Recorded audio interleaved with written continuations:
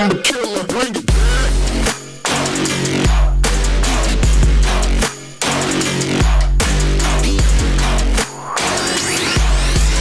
Greetings, Earthlings, and welcome to another episode of Guys We Hugged. It's the anti-bad girl shaming podcast. I'm Corinne Fisher. I'm Krystyna Hutchinson. Welcome to the show. Make sure you're following on us all the ways that you can follow us. Most important is to subscribe to that YouTube channel. It's Guys We... without the U and Fcked. And then also make sure to subscribe to our clips channel, which is, Guys We Blank Clips. It's on the main channel. And follow us on social media. I'm at Philanthropy Gal on TikTok, Twitter, and Instagram. I'm at Krystyna Hutch. And I'm at Mike Coscarelli. And we're together at the name of the podcast. You can find it. Lots of amazing stuff for you to watch for free, including our comedy special, Our Special Day, which is pinned to our YouTube page. All right, let's get to it. If you want to send us an email, it's sorryaboutlastnightshow@gmail.com. This subject line says restraining order against my boyfriend's ex. This is interesting and ties into what I'll be talking about shortly. I was wondering if I could have some impartial advice about a situation I've found myself in. I, 27 female, have been dating my boyfriend, 39 male. Break up. No, okay.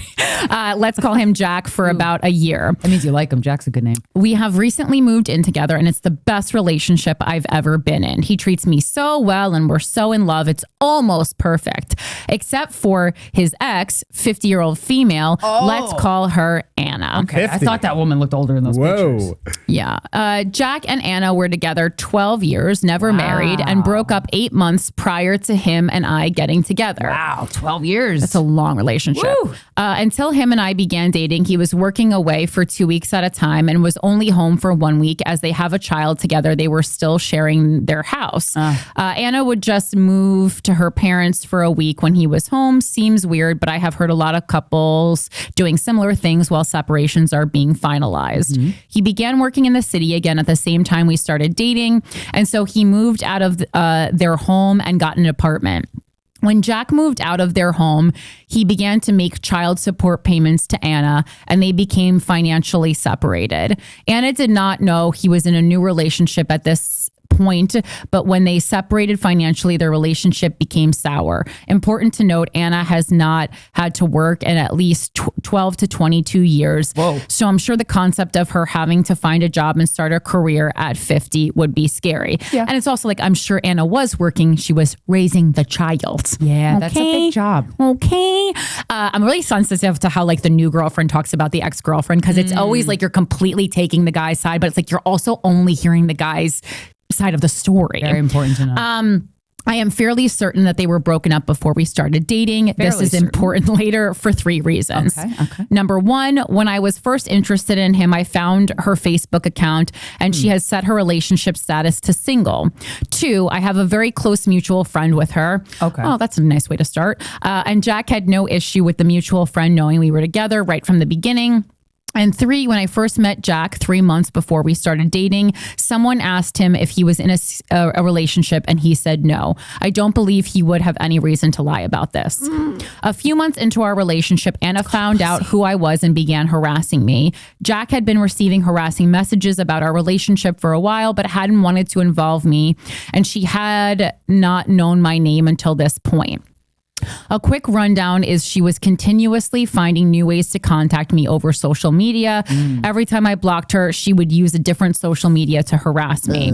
She also had Jack's username and password for his phone provider and requested an itemized bill to be sent to her. Why didn't he just change it? So she could find my number and call me using no caller ID. You can find someone's phone number even without using this, and left me spoken like a true lunatic. It's like you've got $29.99 and a chip on your shoulder. You can find it. And left me voicemails telling me she hopes I die, etc. Okay, that's not great. Yeah, but you can't report that because she's a hope. Not sure who says this after the age of 15, to be honest. I said it. I wish people died daily. Yeah. She found out where his new apartment was and keyed the car we were sharing at the time. Wow. Okay, that's grounds for some police action. This also makes me feel like he did some really shitty stuff that he's not admitting, though, because that you don't just. It seems like this is like a retaliation of sorts. She went on the LinkedIn page of the company Jack and I work for and wrote all sorts of stuff about us there. And she found my work email and sent me emails. This was the last straw for me and what motivated me to get the restraining order. Okay. I think that's warranted. It doesn't sound so bad written down like that, but it was continuous, and she made me feel like everything was unsafe, incling my phone. No, that's fucked up. This is not good behavior. And also, she should be attacking him, not you. I know. Her biggest complaint in her messages is that Jack cheated on her with me. Okay. Which, as I stated above, I don't think is true.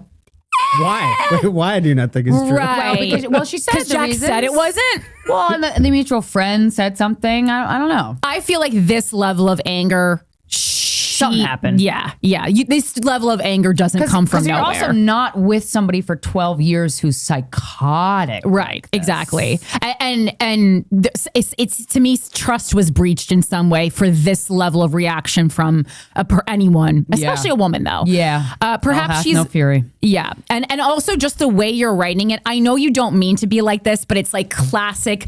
I'm the new girlfriend and the ex-girlfriend's crazy. And it's like, it's just fucking, it's one of my number one pet peeves. Yeah. And we're all guilty of it as women, and we just need to erase it from the culture. It's so bad because we're just helping men yet again have power over us. It drives me nuts. Gotta take the power back. Perhaps she's upset that they separated financially around the time we began dating, or maybe she was hoping for a reconciliation of their relationship. And I've made that impossible. I'm not sure. Girl, you were together for 8 months. Let's not put the cart before the horse. Relax. You're probably just a rebound. You might, yeah. You're probably a hot young rebound. I gotta tell. I'm 10 years older than this woman writing. I gotta tell her the truth of life. That's what people tune in for. That's right. Yeah. Why write in if you don't want the truth? Hope and the truth. You know, that would be like a great sitcom. Hope and the truth. Yeah, we should have a sitcom. Ideas. Okay. Once Anna was served, you need both to get through life. Once Anna was served the restraining order in place for 2 years, she told Jack that she would not be co-parenting with him. And he could not see his daughter for 2 years. That's awful. I hate when the kids get involved. Awful. This absolutely broke him, as he loves his daughter more than anything else in the world. But that's also so weird because you need, a judge needs to make that decision. Right. She can't just make this decision. Right. And is an extremely loving and hands-on parent. God, you're so newly in love with this guy. He can do no wrong. She's a bitch. Right. It's so funny. She's an ugly bitch and he's perfect. Like Gandhi isn't this good. Yeah. And he was not. No, he didn't. He fuck young people. I don't know. Man. You know, he was abusive. I think it was also like he just like wasn't having sex, and so then something recently surfaced where he was like getting erections around like 16-year-old girls, but like he just wasn't fucking them if you're not, sometimes you can't. Yeah. And I felt that was a little bit. I was like, all right, I feel like we're reaching here. All alleged, by the way. Like his dick. Right. All right. So Anna also contested the restraining order, which meant we both had to go to court on the 23rd of February, 2023 to get it sorted out. However, she did not show up. Therefore, it was finalized in my favor. Okay. So she's probably just creating hoops. Yeah. My question is, did I do the right thing? Should I have just endured the harassment so that Jack could still see his child? Did I overreact?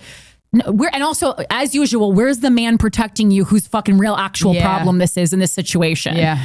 He's just letting the women go at it like it's a cage fight. Yeah. Ugh. Should I get the restraining order removed in the hope that he can see his daughter again? No, you should just the mom leave. already did the damage. I'm not sure what to do, but I feel so guilty that I am the reason he cannot see his daughter. You're not. Stop you it. Actually, the mother made this decision in a very immature way. That's not your problem. Yeah, you actually have nothing to do with this, and you're like kind of making it about you. Yeah, a little bit. He has never asked me to remove the restraining order and supports me 100% in my decision. Oh, goody. But it doesn't stop me wondering if I did the wrong thing. No, you didn't. You're running your whole life around this guy already. And I think part of it is your age. I think part of it is that he is a lot older than you. He must seem very worldly, but this is a bad situation, and not for the reasons you think, which is the worst part. It's the worst part is when someone's in a bad situation, but they're not even picking the right reasons why it's the bad situation. Hell yeah. Enter Krystyna. Yeah, they're picking all these like minor reasons that have nothing to do with why it's actually a bad situation. Yeah, and then when someone points points out why it's actually a bad situation, and you're like, what? La la la, I gotta go. Damn. Fuck. Oh man. Jack has been seeing a lawyer to gain access to his daughter again, but Anna has been ignoring everything. Yeah, Oh, I mean, it's awful. This sucks, but this is classic, spiteful divorce behavior. I've attached a couple photos of myself and my boyfriend and a photo of who I believe to be Anna. Believed to be Anna. However, I never asked my boyfriend if this is her. What? You have a restraining order against a woman you don't know what she looks like? I mean, that's part of a restraining order working is you need to know what she looks like in case she tries to show up. Yeah, how did you know she's violating the restraining order? Jesus. Oh my God. It's just the only photo on social media that could be her. Why is the the communication is wildly lacking in this new perfect relationship with perfect Jack. I'm really sorry if this email is badly written. I've reread it about 50 times. It's not badly written, but what you're saying I hate. Right. But I know I always accidentally make up extra works in my head, words in your head to make things make sense. Well, you make a lot of things up in your head to make things make sense, girlfriend. Again, enter Krystyna. Been there, girl. We're gonna get out of that. Thanks so much for all the years of entertainment and advice. I try my hardest not to be a dumb bitch in most situations, but I'm still learning. Yeah, and it's taking a long time. Yeah, God, that woman that might be Jack's ex. God, she looks insane. I shouldn't say that word, but like I'm getting like triggered because she just looks trailer park. She reminds me of my mom for some reason, but the look in her eye. It's just trailer man. She just loves Doritos and Mountain Dew for breakfast, and who doesn't, honestly? Yeah, but my comment to you, my love, is all this for a man with a receding hairline. You're on the beach. You're on the beach, and you can see the top of his head. Not good. We don't like that. Is it worth it? Let me work it. If he's not Stanley Tucci, he's got to have hair. Dude, this is you. Oh, man. You're in the dark, girl. Yeah, you are in the dark. You need to really re-examine. What's the questions that you're asking? Oh God! Like, did she do the right thing? She's very obsessed with this. Did you overreact? Blah blah blah. With him, the only thing she cares about in this email filled with atrocities is that her boyfriend can't see his daughter anymore, which seems to be his problem. Oh, imagine that. It's the guy's problem, but you're writing to us about it because you feel guilty. Yes, imagine a man having a problem and then him going through the steps to solve it himself. Could you imagine if we lived in a world where men had to get up and put their pants on and go out into the world and figure shit out for themselves because they can do it? Imagine if behind every successful man was just no one, because he was doing it himself. Yeah, he wasn't bringing a woman down or taking her dreams away from her. Yeah, or using all of her emotional valuable resources. Oh God, what a world! I don't think there's necessarily. I don't not like this guy Jack, but he's really. I don't love him. Right, I don't love him either. Where is he in defending you to this woman? Because you shouldn't be fucking interacting with this bitch at all. Why? Where is he going? He should be pulling up to her house going, fucking enough. This behavior constitutes grounds for losing custody of your child. You are harassing somebody. That's it. The reason that me thinks that the possibility where he's not doing that, if he is not doing that, what if it's because he really did fuck up and screwed this woman over and she's reacting to that and unfortunately kind of, lashing out at you, which is awful. But something had to have happened to make her this mad because you don't stay in a 12-year relationship with someone with this psychotic of behavior. You just don't. Women don't get this mad for no reason. Yeah. And we are so trained as a society to believe that women are crazy when it is a reaction that is because of something, manipulation, gaslighting. Gaslighting could send you to a psychiatric ward if it's done often. You know what I mean? And that's one of the reasons why fucking mental health in America is so bad is we're getting gaslit by the people who run shit. And this is what is so disheartening to me. Like every time I hear the new girlfriend say that the ex-girlfriend is crazy, I go, I gotta be honest, I don't think she is. Red flag. And one step further, you're gonna be the crazy ex-girlfriend one day. Mm-hmm. So just fucking, maybe it's 5 years, maybe it's 10 years, but that's gonna be you, know? Yeah. And also there's something about the age difference that bothers me a little bit. I think it's like they were together for 12 years. And I think it also could be part of this thing where like she just got a little too old and it wasn't hot anymore. She wasn't a cougar anymore. And he kind of like disposed of her of like garbage. There's a lot of fishy smelling things in here. And there's just no way Jack is as perfect as he seems because no one is. Yeah. It's not even my bias. It's just no one is as perfect as you are making him seem to be. And it's a classic, classic in your 20s mistake. But this man is almost 40 years old. Okay. Yeah. He's not innocent. Yeah. And this woman is his daughter's mother. Yes. So there's something happening. There's something going on that you don't know. And it's also like, you obviously put him on a pedestal. And I think there's a part of you that doesn't want to see any bad in him. And that's why you never even asked him. Because you want to be the cool, I'm the cool young girlfriend. And I'm not going to be a bitch. Like I'm not going to be a bitch like Anna. I'm going to be cool and young and let the wind blow through my hair on the beach as I ignore your receding hairline. Guess I'm what? not going to ask questions. Your titty's going to sag soon, girl. And you're going to have to deal with yourself when that happens. Yeah, I'm not. So you're young and cool, and you're catering to him, and you're worrying like, oh, did I mess something up for you and your Jack child that you should be fully responsible for and fighting for if you care about her so much, and if you're the most ideal, amazing father? If he really was fucking the most ideal, amazing father, then he would be putting all his energy into resurrecting and fixing his relationship with his daughter, and not fucking his new 27-year-old girlfriend and go take and pick selfies on the beach. Come on. She has a point. How many times do we have the same story on this podcast before I'm going to hit myself with this microphone? Every time, guys. Court dismissed. Fuck, yeah, man. All I gotta say. That's not. Dude. Take a look. And also, I feel like there was other pictures and you found the worst one. Oh, wait. Is this? Oh, this is an email. Okay, so this was an email. Oh, I see. Oh, this is your car. These are pictures of your car being keyed. That's so funny. You don't key a car because you went through a breakup. Yeah. You key a car because someone fucking betrayed you. Yeah. Come on. And apparently, so this woman said to you, to the fat slut that destroyed my family. But that's weird because I gotta be honest. So now, truthfully, the older woman's fatter. Yeah, right in the photos. So this is not inaccurate. But if you're calling people fat like that, it's really she's probably doing one of those things where she's like projecting. You're calling your heart fat. Right, yeah. And because you're not fat. That doesn't even make sense. Hope you are happy with what you have done. Just so you know, he is a compulsive liar. I believe that. I believe her. I really do. I'm sorry that she's talking to you like that, and she shouldn't talk to you like that. And her anger should be directed towards him, not to you. Yeah. And that is her problem. And that is also that feminism in society, all this shit. But I believe her when she says that. You will never ever meet my daughter, as she knows what you have done. Hope you rot in hell. The daughter shouldn't be involved. Yeah, hope you rot in hell. Oh, it's from a Yahoo Mail account? Yeah, she is 50. Yeah. Damn. Yeah. So, yeah. Nah.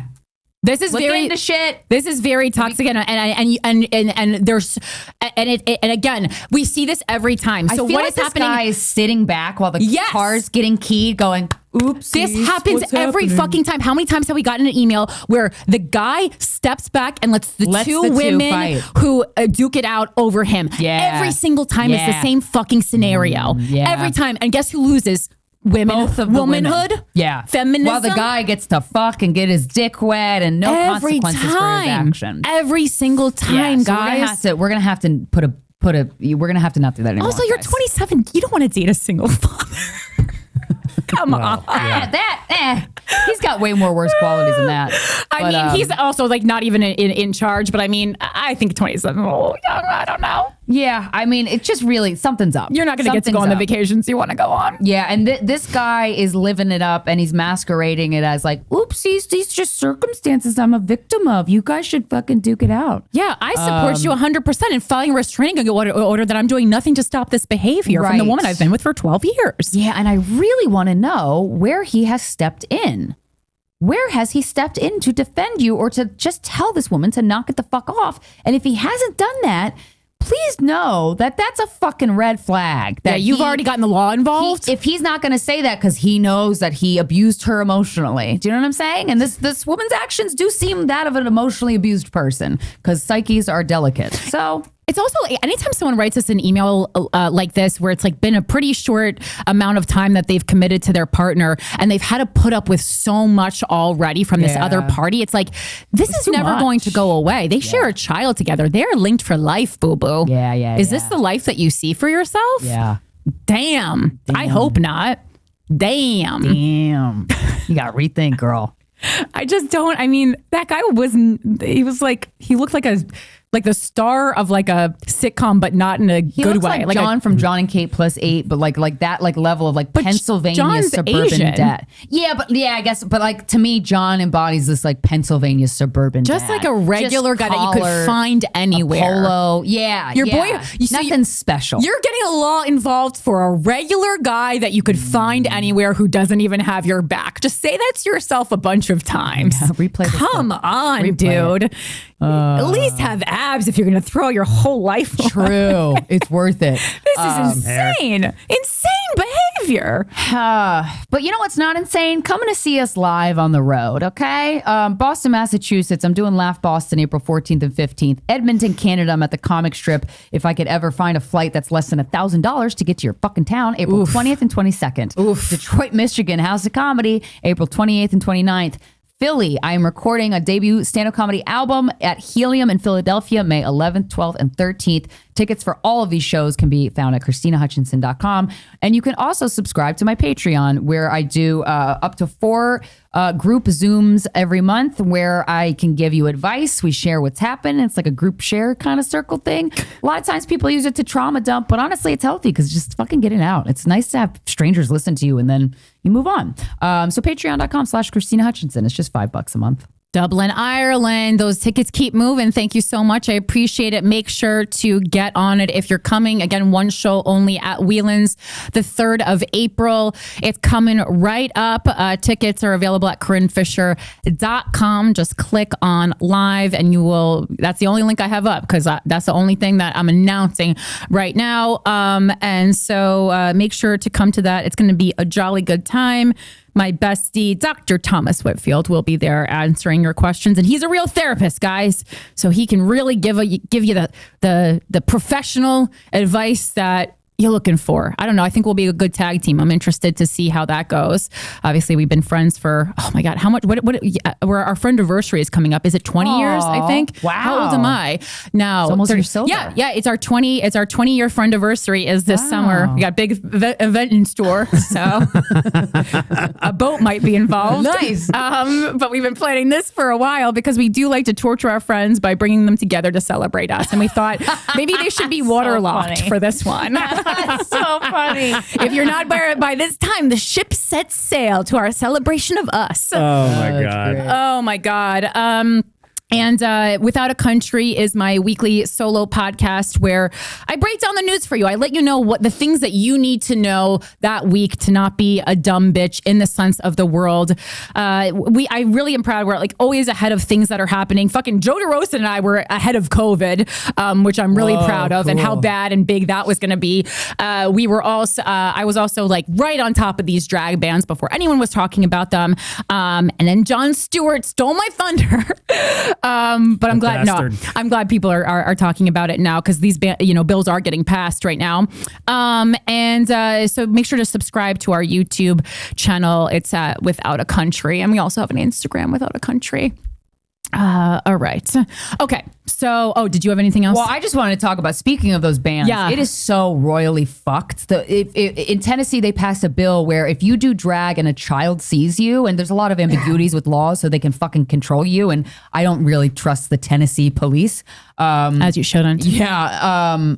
That you can be in prison for up to 6 years. And it's so, I read a lot about, you've heard me talk about on this podcast for a long time, and you've watched me interview my mother on this show, not understanding how she was treating me. And you really, if you've been with the podcast for a long time, you've heard me talk about how I idolized my mom and my dad because my head was so far up their ass that I didn't understand what they were doing to me. And they, relied on that. And it does something to your psyche to be gaslit. The human psyche is a very delicate thing. And to be gaslit by a parent, oh my God, that can produce awful psychological effects. But just to be gaslit in a relationship can send you to the fucking mental ward. It really, when somebody plays with your idea of the truth, it's just so royally fucked up and cruel to do. And the way that so many state governments and the United States government gaslight people in this country is so pathetic and disgusting and heartbreaking and unnerving. And this bill, is so gross to be targeting LGBT folks and claiming it's under this, we're going to protect the children. That is gaslighting, okay? If you wanted to protect the children, you would give parents daycare for free, childcare for free, quality childcare. You would give people health care for free or for not a lot amount of money. And then you would also address how the child suicide rate in America is going up every fucking year. You don't care about kids. What's the fucking I was gonna be like, name? wow, the kids are getting smarter. yeah. Catching on. No, but I really Randy McNally is the lieutenant governor of Tennessee, so I guess it's like VP. And then Bill Lee is the acting governor of Tennessee. And there was this photo that they found of Bill Lee dressed in a dress, which is what drag is. And if you're listening to this show, I'd like to think that you understand fully that being a drag queen and being transgender are two totally separate things. But if you don't, that's okay. I'm here to tell you that doing drag and being transgender are two totally separate things, okay? One's performance, one's reality. Yeah, and one's what somebody's dealing with day to day. They can't take off a costume. Do you know what I'm saying? But the fact that we're not protecting kids from gun violence when it's just so easy to do, all Congress has to do is pass a law. It's really disgusting, and it's just it's such glaring examples of being gaslit by a local government. And we just need to keep in mind, I don't know where necessarily what to do from here other than not vote for these pieces of shit next year. But the other thing was the lieutenant governor, Randy McNally, who was supportive of these bills, was also seen commenting on a young gay man's thirst traps on Instagram. And when he was interviewed about it, he was asked, there was a comment that he liked on this kid's Facebook that said, I basically alluded that he was saying he sucks dick for weed or something. I don't know, it was a joke or what passing thing. But anyway, this fucking lieutenant governor liked it. And then when he was asked about the interview, he said, well, I didn't read the whole thing. And the interviewer goes, oh, so you didn't know what it said? He goes, well, I didn't read the thing about the weed. So you read the thing about sucking dick and you liked it. And as you are passing anti-LGBT laws, you piece of fucking trash. You are a trash human being who's probably homosexual. And guess what? Be yourself, boo. It's like when people have when a politician has a problem with gay people, it is either one of two things. They themselves are real fucking gay, okay? And they're afraid to come out, whether it's their religion or their family or whatever.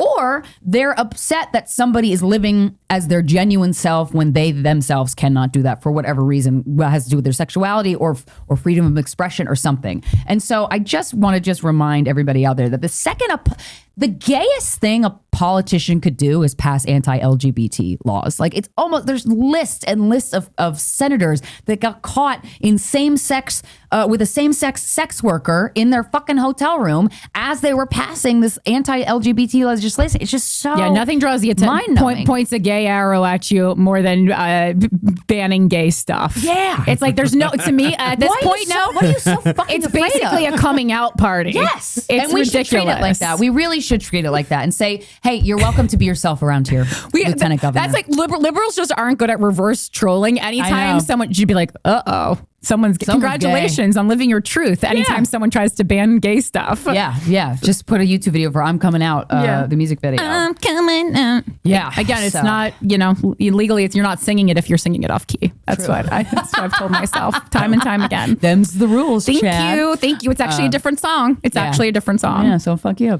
But yeah, I just want to say that because that really, man, it is so detrimental to the psyche of a people of a country when they're being constantly gaslit. And I don't know. I mean, I'm sure most governments do that, but it's so fucking gross. So please, don't vote for those fucks next election. And also, I honestly think so. If you're a conservative, I honestly think I get it. You're a conservative, but I think the problem is that there's kind of there's a lot more options for reading the news when you are liberal than when you're conservative. We have become Fox News versus everything else. So I mean, I think please, if you're interested in conservative politics, and this is kind of what I do on Without a Country, look at other sources. The Hill, I think, is a place where you can go and read conservative news, but it's not so performative, and the people on that writing articles on the Hill aren't characters, you know? And, you know, it's come out recently that a lot of people, including Tucker Carlson, don't even believe the things that they're saying. He doesn't like Donald Trump. Yeah, he hates him. He's can't wait to not talk about him. Those people on Fox have become celebrities, and once they become celebrities, they can no longer give you the facts unbiased. Okay, right. And also, once you have like people subscribing to your news services, they don't want to hear that Trump is a bad guy, or they don't want to hear the Fox News people. I imagine do not want to hear that Trump didn't steal the election was not stolen. Like they don't want to hear that, so they're gonna. So it's all fucking money, man. Yeah, I'm not want to lose their base. I would never ask someone to like this is how you or tell someone this is how you have to think for me to like engage with you. But what I will say is if you're continuously getting all your news and all your facts from one source, whether you're liberal or conservative, I think that's an issue. Okay, imagine if like that's like you only talk to one friend, or like you only you for the rest of your life you only did what your mom or dad said. Like think of like break it down like that. That's like very, very weird if you're living your life like that. It's closed. Okay, so moving on to the next topic of discussion. This is a little lengthy. So it all started yesterday. Of course, I get back from LA. I'm like doing I'm getting like a massage. I get a facial, and of course, I also have to start some kind of an internet fight. You wouldn't be Corinne Fisher if you didn't. Yeah. No. I follow this account on Twitter called @ask_Aubrey, and it's an anonymous person. She has like 190,000 followers. Like it's a big account. And I know actually a lot of conservative people who follow it too. It's not just like it's not some like liberal playground. But it's like they share a lot of news, specifically about guys acting really bad. Some of it is funny, like, am I the asshole? Reddit stuff. And some of it's like serious accusations of domestic violence and stuff. So I came across this video of Mark Harley, who I figured out after I did a little research. I actually had seen this guy before, but at the time I was initially watching this video, I had forgotten who he was, as most of society should. So I'm going to try not to be petty, but it's hard. It's hard with this guy. You see his face, not knowing anything about him, and you want to punch him the fuck out. He looks like the midsection between when the prince is transitioning to the Beast in Beauty and the Beast. He looks like the midpoint. Right. Yeah. He's almost there. Yeah. He hasn't fully. And you press pause. Yeah. It's like the rose petals all have an awful one, but it's like he's midway. He's midway. Yeah. That's exactly what he looks like. Okay, so Ask Aubrey. I come across this video just on my timeline, and it says Mark Harley violently attacks and tries to keep his wife Luana from leaving. And it's a video that she's taking of herself, and she is in her car, backing out of, I'm guessing that it's their shared home because they're husband and wife. They've been married for 8 years, I think. Before he got on testosterone. Yeah. And she's kind of narrating the fact that she's trying to pull out of her, I can't tell if it's a driveway or a garage, but she's trying to pull out of the parking space. And he is like on the back of her car. And this is a huge guy. He's a bodybuilder. So he's huge. He's jacked. And he's shaking the car. He ends up in this video hitting the side view mirror off. Can you play it? I just don't know if there's going to be enough audio, but yeah, I can play it. I just want to hear. Yeah. I just want to. He hit it. Other side. He doesn't let me go. He doesn't let me the fuck go. He doesn't let me go. He's attacking me. Oh my God. Attacking Okay, me. so he's pushing on her. He's kicking the back of her car. And dude, this guy looks like as much of a temper as I have. I would not fuck with this guy. He would kill me. He could kill me with his bare hands. And you can also see, there's just a certain, you can tell the difference scared, between, too. someone defending herself. And exactly. You can tell that she is not acting. She is not, this is real. I'm sorry. You know real fear when you say it. Yeah. No one's that good of an actor. People just in general aren't that good. I've seen people, people aren't good actors. They're just not. Have you ever watched a movie before? I watched some on the plane on the way home. They were pretty rough. So she has real fear, and there is just, when he someone looks like he's possessed by a demon. that loss of humanity that comes over someone's There's eyes. no light in his eyes. When they're angry. He justifies this video by saying that his wife had stolen his keys and locked him out of what he calls his house. It's their house, number one. As we talked about in that email, why? For a good reason, I bet. But also, if that happens, you don't go then and fucking destroy someone's car. Right. You call the police or you call a locksmith. Yeah, that's true. You know, you and can get show back them in your ID home. and then you get back in your own home. Very much better route. This is not the way you solve that. And so I saw that. And then, of course, you know, sometimes I watch a video and I go, it's not that big. But then I was like, this one actually like kind of really disturbed me. And on Without a Country, we've really been concentrating on domestic violence stories that resulted in like serious injury or death. And I've been having people send ones in that are like closely related to them, whether it be it happened to like their sister or one of their best friends. And like, I am getting so many stories because the point I was trying to prove is that everyone is basically 1 to 2 degrees of separation away from someone who has either been seriously injured or killed from domestic violence. And let me tell you, there is never not a sign. I've never heard of a domestic violence that resulted in death where no one saw it coming. It's always, in fact, everyone always sees it coming. It's always been reported to the police, and the fucking authorities do jack shit to protect women until it's too late, and I'm fucking sick of it, and it's not going to go on anymore. But they'll protect children from drag fucking queens. It's fucking insane, honestly. And so, of course, I get super angry, and I get myself worked up. So I start looking and I go, who is this guy, Mark Harley? Because you can't really see because the shot is through the back mirror. So then I want to smear shit on his the back face. window. So then I start looking up and realizing who this guy is. First of all, I check to see he has less followers than me. So I go, yes, I can really take this fucking guy down. Suck my dick. And I knew I had known this guy before. It's because Mark Harley, he promotes himself as a podcaster and an actor. What he really is. Everyone on the fucking planet, dude. Well, who he really is Brendan Schaub's former assistant. That's who he is. And I had seen him before. Schaub, comedy's finest. Yeah. And that alone is a red flag because that whole camp is, you know, filled with, look into it for yourself. Not funny, honey.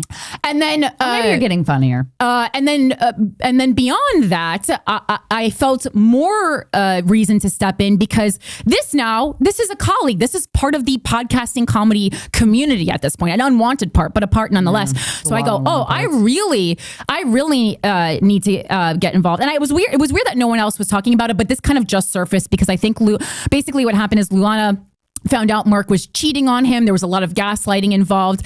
And then, you know, she started posting about these years of abuse. Everyone asked the same questions that they always do. Why didn't you come forward? Well, because that's what the cycle of fucking abuse looks like. Yeah, because when you do come forward, you get asked, why didn't you come forward earlier? That's awful. And additionally, we gotta cut that out. Another variable in this is that she is not, she was here on a green card. So she's not an American citizen. She's in the process right now of becoming an American citizen, and allegedly he was holding that over her head with, you know, being, you know, and her whole life is in, you know, California now. So it's like she's been here, she's been married, a whole thing going on. So that's just yet another variable. And I think why she didn't speak out sooner. And obviously when you're in the cycle of abuse, sometimes you think you love this person, sometimes whatever. And it's hard to it's easy to convince an abuse victim. It's easy for them to convince themselves that like, he won't do this if I do this. Right. And that being addicted to hope is one of the most toxic things you could be addicted to, because I gotta say. Yeah. And what I will say is I know, especially after the Amber Heard thing, which I'm right and I still stand by. I think people, I catch a lot of flack for being like, Corinne always defends women, always picks the woman's side. Number one, I don't. No. Plenty of Did people you just hear us yell at a girl calling her a dumb bitch? Not picking her side at all because we care about her, but yeah. And also like plenty of we've had plenty of guests on this show that, you know, have been canceled for one reason or another, or, you know, or something. And we always like discuss it off air, obviously look into it and decide like who we want to feature on this show, what we want to talk about. And so what I will say is like, yeah, no, I don't always take the woman's side. What I think you're seeing is I choose stories to cover on this show where I think the woman is really being presented to society in the wrong way, or because she seems, quote, crazy, is going to have a more difficult time. And so I specifically put my time and energy towards people that I think really could use the help, and that I could really shed some light on maybe a perspective that other people aren't going to see. Yeah. I'm not going to put my time and energy into a black and white situation. And yeah, I'm not going to put my time and energy into a situation where a woman is in the wrong, because that's not the branding of the show. Yeah. Go to any other place on the internet if you want to see women being treated bad badly and called crazy and psychopathic. That's not what this show is about. So is there a bias? Yes, the bias is in the stories I choose to cover. The bias is not in me just blindly picking the woman's side. And I personally had a very long conversation with Luana last night. And I've heard a lot. I mean, over the past 10 years, the amount of times someone has told us about sexual assault or abuse or whatever, hundreds of times, probably thousands at this point. Yeah. And I don't know how to say this in a nice way, but like, It's a bummer. I always listen, but I don't, every time I hear a story, I don't, after I hear the story from all parties, I don't always just necessarily believe the woman. Okay. So I think that's the point I'm trying to make. So I'm not just blindly going away with women's stories. I'm not saying that no woman has ever lied or no woman has ever done a bad thing. That's not the point I'm making at all.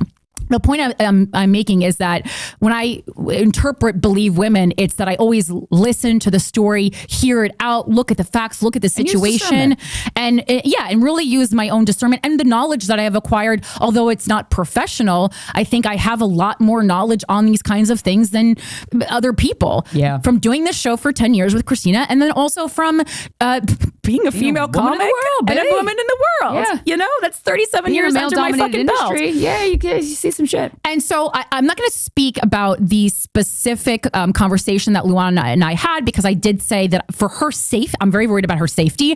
I want her to talk to a lawyer first. I made sure she was, kind of in a safe space, no longer cohabitating with this guy before I even talked about it publicly. I did tell her I was going to talk about it on my show, because also bring into account this guy, he has like 70,000 followers on Instagram. He has 30,000 followers on TikTok. He is known in the podcast universe. And also, this is an interesting point. What he used to do when he worked for Brendan Schaub was he controlled his social media. So this is a guy who's very knowledgeable, specifically in making things pop on social media, in getting numbers, in getting views. And just from a little bit of kind of scanning the internet, this guy knows how to create drama.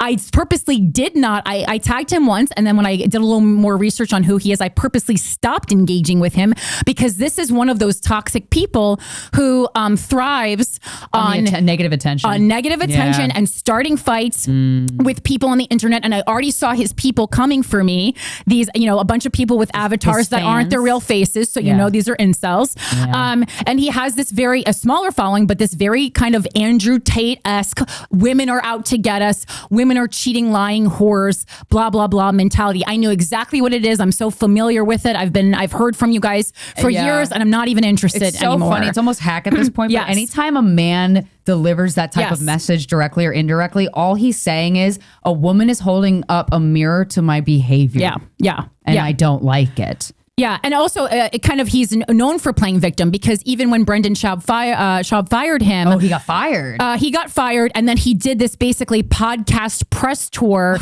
being a little about how he's a victim, and this is someone that he completely backed previously, almost spinelessly, I would say. And listen, I cannot speak about Brendan Schaub personally. I've never heard anything good. By comedians that we respect, not either good, about not him great. personally or comedically. Yeah. Other than that, I'm sure whatever. I don't really know. Again, another team that just has a lot of really bad accusations for anyone who hangs out with him, and also thrives on the drama. So I'm sure he'll love being him, that he's being talked about. But the reason, it's so funny, because I started looking up clips of Mark Harley, and I had watched something previously that had really rubbed me the wrong way in the way that he speaks about women, and I came across it again, and I go, oh my God, it's the same guy. My very first introduction to this guy and read of this guy was, I don't like how he talks about women, and what a surprise, a couple of fucking weeks later. And this video is literally from 3 weeks ago. A couple of weeks later, what a surprise that it surfaces a video where he's abusing his wife. So crazy. It's like, I haven't been fucking doing this for years. Okay, so and he's talking about our friends in this fucking video. So that's why it really stuck in my brain, because I didn't like the language he was using to speak about Kalila and fucking Annie Letterman. That was him? It fucking infuriated me. That's why I'm like, and I said, who is this some guy? Loser talking about Kalila and Annie It infuriated and making me. a podcast. Well, because he was like so lame, dude. Well, that's because when on Trash Tuesday they went after Brendan Schaub for that's when he was still working for him being and like up his being ass. infidel, his infidelities or whatever. Oh, okay. Yeah. So again, I started making these connections on my own, and then I found like all this proof to back it up because I also was like, oh, it would make sense after things that, Schaub and that kind of camp has been accused of that, obviously if he knows anything about Mark Harley,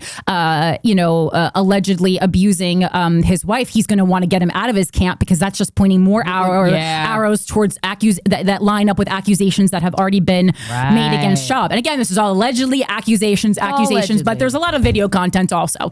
Okay.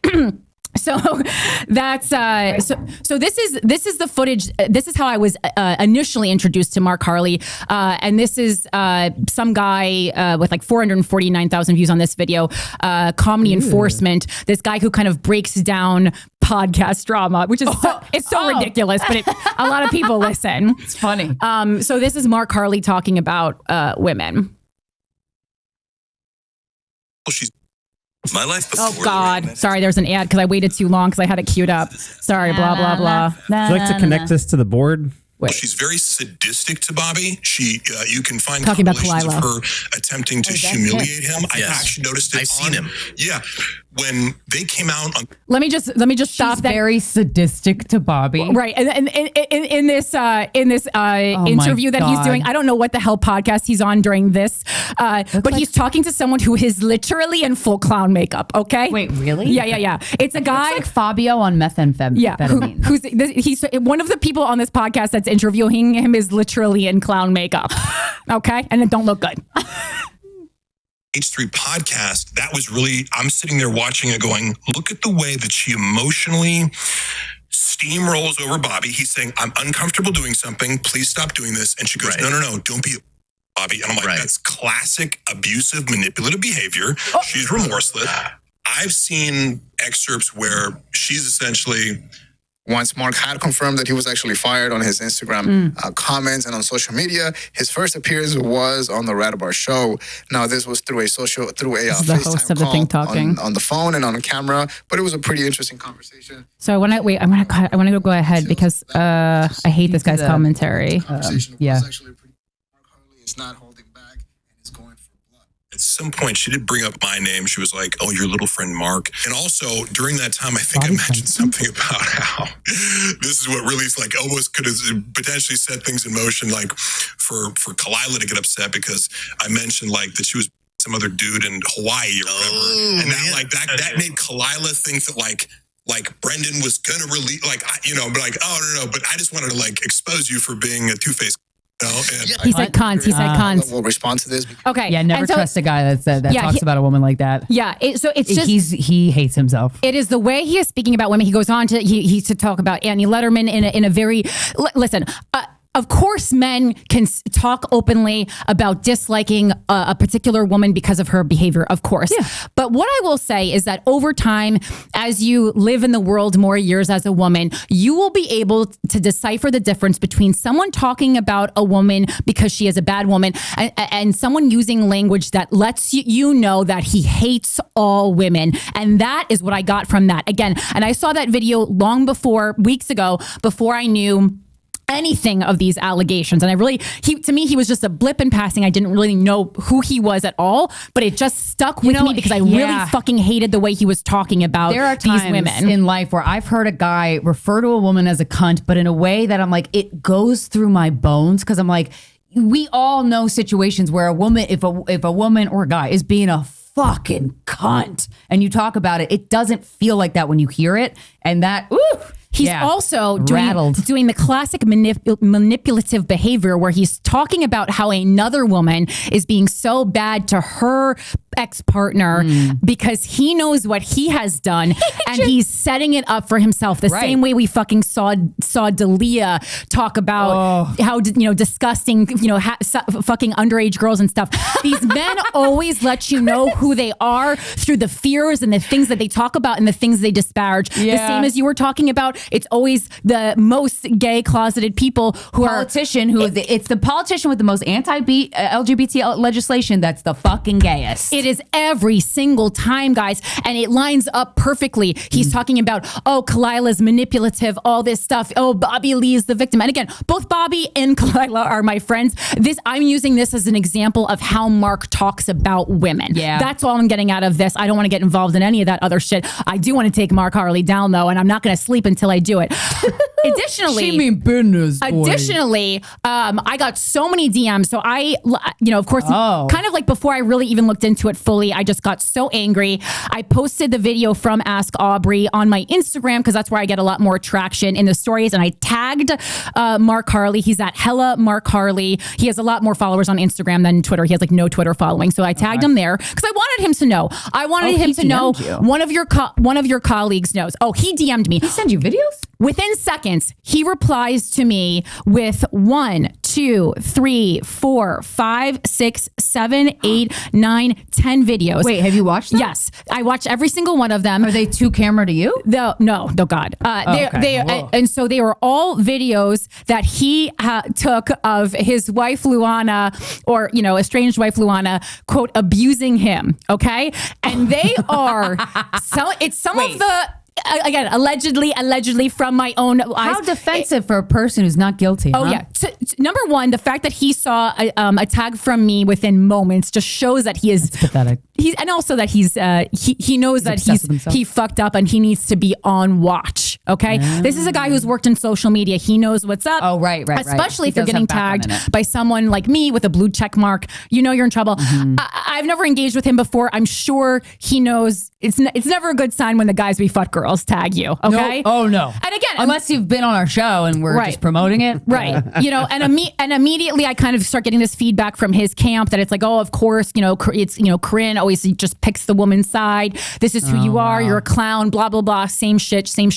Doesn't affect me. Yeah. And so, this is what I say, 10 videos. He sent them within a minute. So they're all lined up. Oh my God. And they're all of him, quote, being, abused in quotation marks. And you watched them? By Luana. I watched every single one. Can you describe what was happening in one of the videos? My personal assessment, that is only my personal opinion of these videos, that it's some of the worst acting I've ever seen in my life, where he's holding the camera at himself and obviously holding it, knowing that he is going to then post it publicly. You know, when there's a difference between a video that you're taking because you're scared and you want proof, and between that and a video that you are taking because you're being performative and you are setting yourself up to be the victim. And this, it was so clearly, I did a reenactment of it on my Instagram. And I didn't want to make light of it because Luana is, in my assessment, again, actually being abused. But it was basically Mark was holding the camera at himself.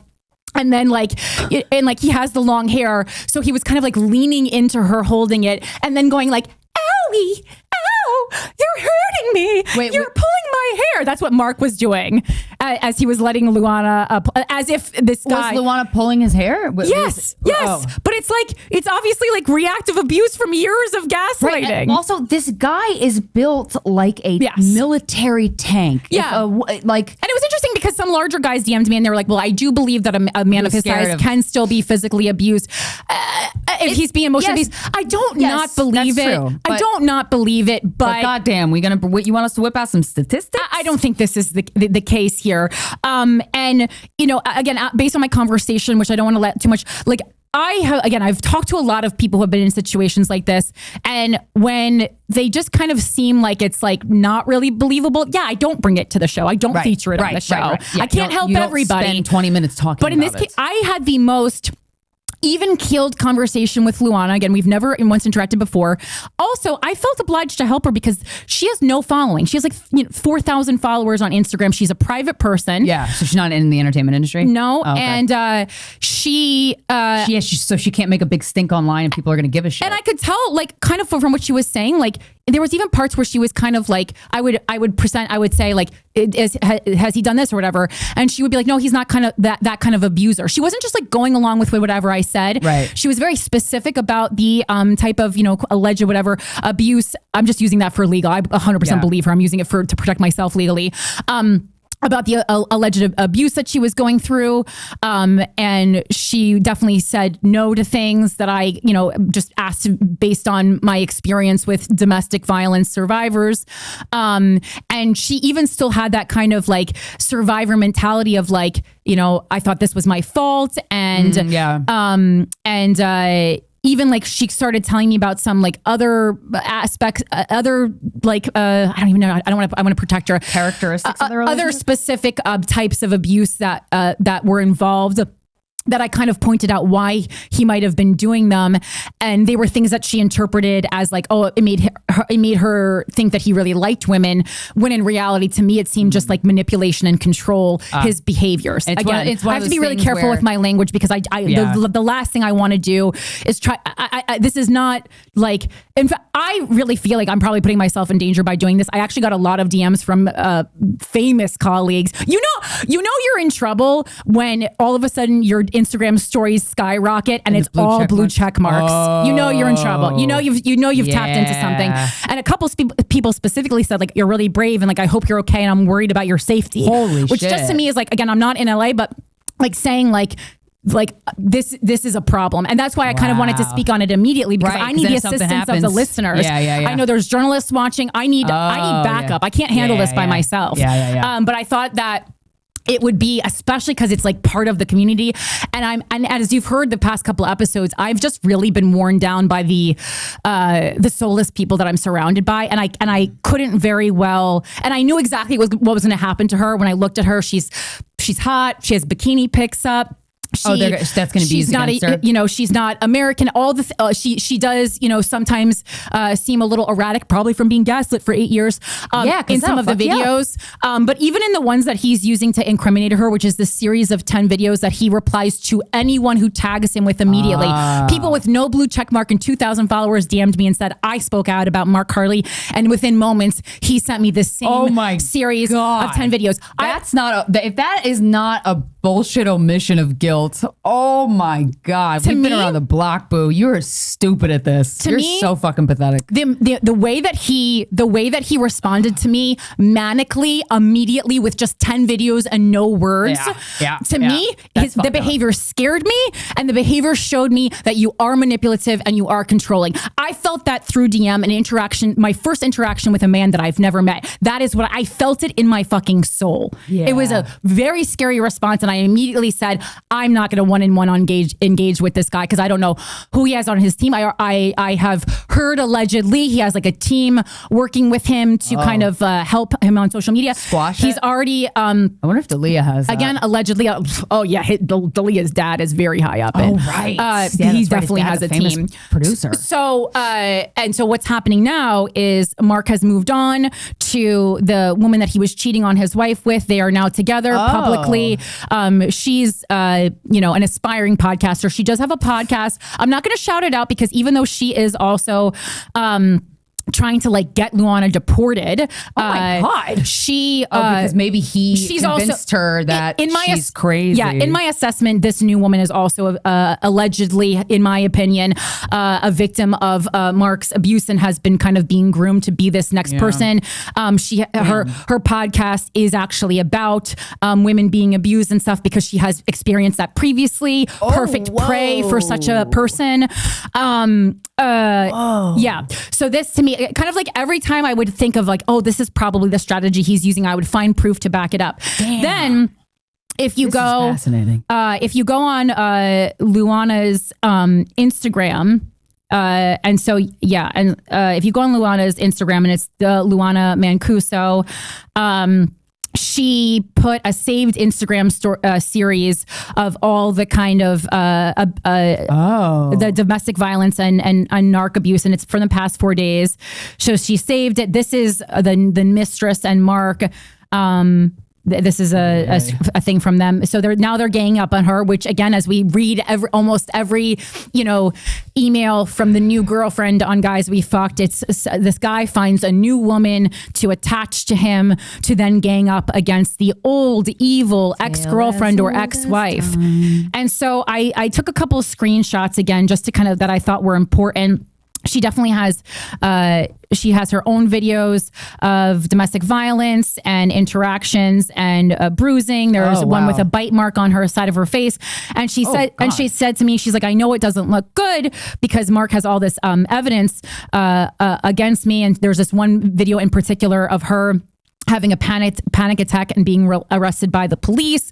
But apparent. Yeah, she's like, someone being emotionally abused. Again, the thing is, like, all the videos. As somebody who's emotionally abused by a parent, that's fucking, yeah. It was interesting because all the videos that Mark chose to send me directly, to me, I don't think really were the defense that he was looking for, because although Luana does appear erratic in them, more so than anything, Mark appears emotionless and sociopathic and in probably them. happy Again, that she's allegedly, freaking out. I am not a doctor. I cannot diagnose. Right. And so that is how it appears to me. So I go, this is, I know the look you're going for. It's not the look you're achieving, my guy. And also, like, there's just so many tells for me. Like, it's the language in which you speak to people, the branding that you put into the world, the things that you say about people, the way you speak about people. So yeah, there's a bunch of screenshots that I took. She said there are other videos Mark had. This is Luana speaking on her Instagram stories now. She goes, there are other videos Mark has against me that he took out of context after abusing me for hours, days, or weeks, mentally, physically, and emotionally. He's pushed me to the breaking point that is called reactive abuse. My next slides will explain what that is. And she literally, like, this poor woman has like no followers, and she basically was like screenshotting what it is. Because again, in today's world, like, we know how society is going to react to this. She goes, there's only one abuser in a relationship and one reactive abuser. Our power dynamic has been so imbalanced from the start of our marriage due to my green card proceedings. He's used it against me countless times to intimidate me and control me. Then there's a screenshot that she posts of her and Mark texting, and she's just kind of asking, like, she's saying, like, he's calling her lazy, and she's like, I worked all day. Like, yeah, I got up late, but I was like working all day. And then he goes, cool, I worked later to you too. You gonna get left. Keep acting up alone and childless. Again, just certain phrases that men use that really tell you the brand of man they are. Alone, old, and childless. That's something you say to your partner that you love. Definitely goes in that category. I gotta say, you're bullying your wife. These are all fucking oh my God. And it's so interesting that this new girlfriend has a podcast about abuse while she is actively, allegedly, most likely being abused. That's why I don't want to throw her under the bus, because I think she's a victim as well. Right. Even though she is acting like a bully, I believe she is being abused.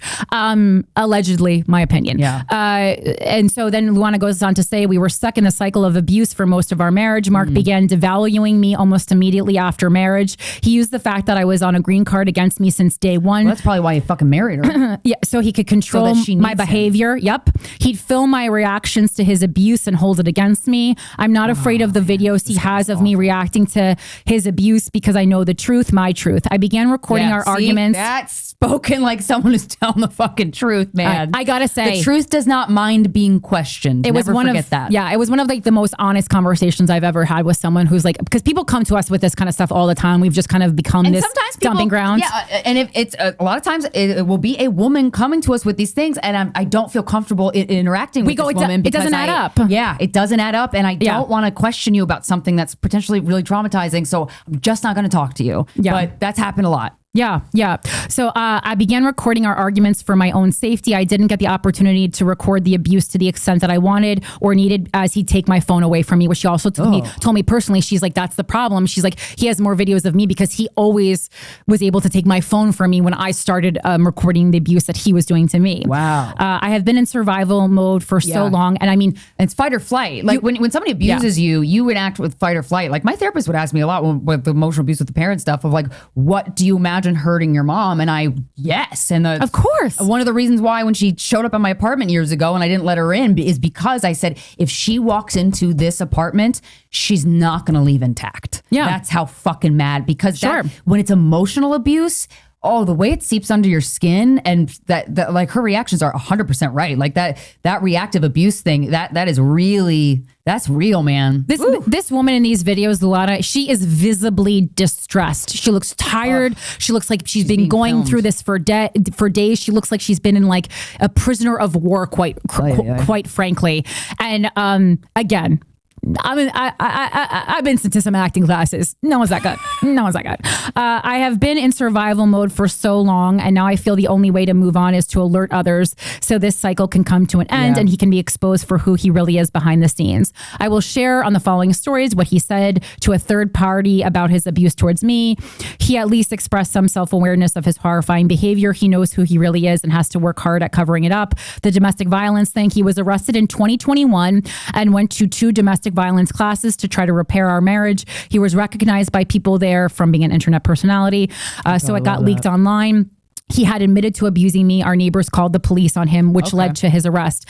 And again, wow, the neighbors called. Okay. And again, I'm pretty sure, again, this is just kind of my assessment of the situation, but I have been backed up by other private sources that once those videos of him were leaked online for going to the domestic violence classes, that's fucked up. I think that's why Brendan Schaub fired him. And again, he could never say that. Again, my opinion, my assessment, but it all really lines up too perfectly. And of course, the reasons he's giving him is, his like, you're showing up late, whatever. But it's like, he doesn't want this problem. Yeah. Okay. So that's what's going on here. Shit. In my assessment. So wait, what do we do? Okay. And so then there's a little bit more, let me see. What is this? Green card, there's a bunch of pictures. Again, Mark is 6'3" and 260 pounds. She's 5'2" and 114 pounds. Oh my god, that's a lot. That's a big guy. Yeah, you see a photo of him and you're like, 260 is no joke. You don't get that big unless you're a professional bodybuilder or you fucking hate yourself and you feel weak and pathetic on the inside. Yeah, and she posts some screenshots of interactions with the mistress. I don't want to get into those. That woman's probably like you said, that woman's. She then posts a letter from their neighbors. And it says, "Dear whom it may concern, my name is blah, blah, blah. I live at blah, blah, blah, apartment, blah, blah, blah. My apartment is located below Luana Mancuso and Mark Harley's apartment. Since I moved in May 2020, I've heard consistent fighting between them that has worried me. I would often hear banging, objects being thrown, sometimes seen thrown down our shared public stairs. Verbally abusive language coming from Mark, using words like bitch, cunt, fuck you, and other disturbing words. I've also heard screams. The noise from the fighting is often so loud I've woken up in the morning and it's disrupted my Zoom meetings." Wow. What a COVID time letter.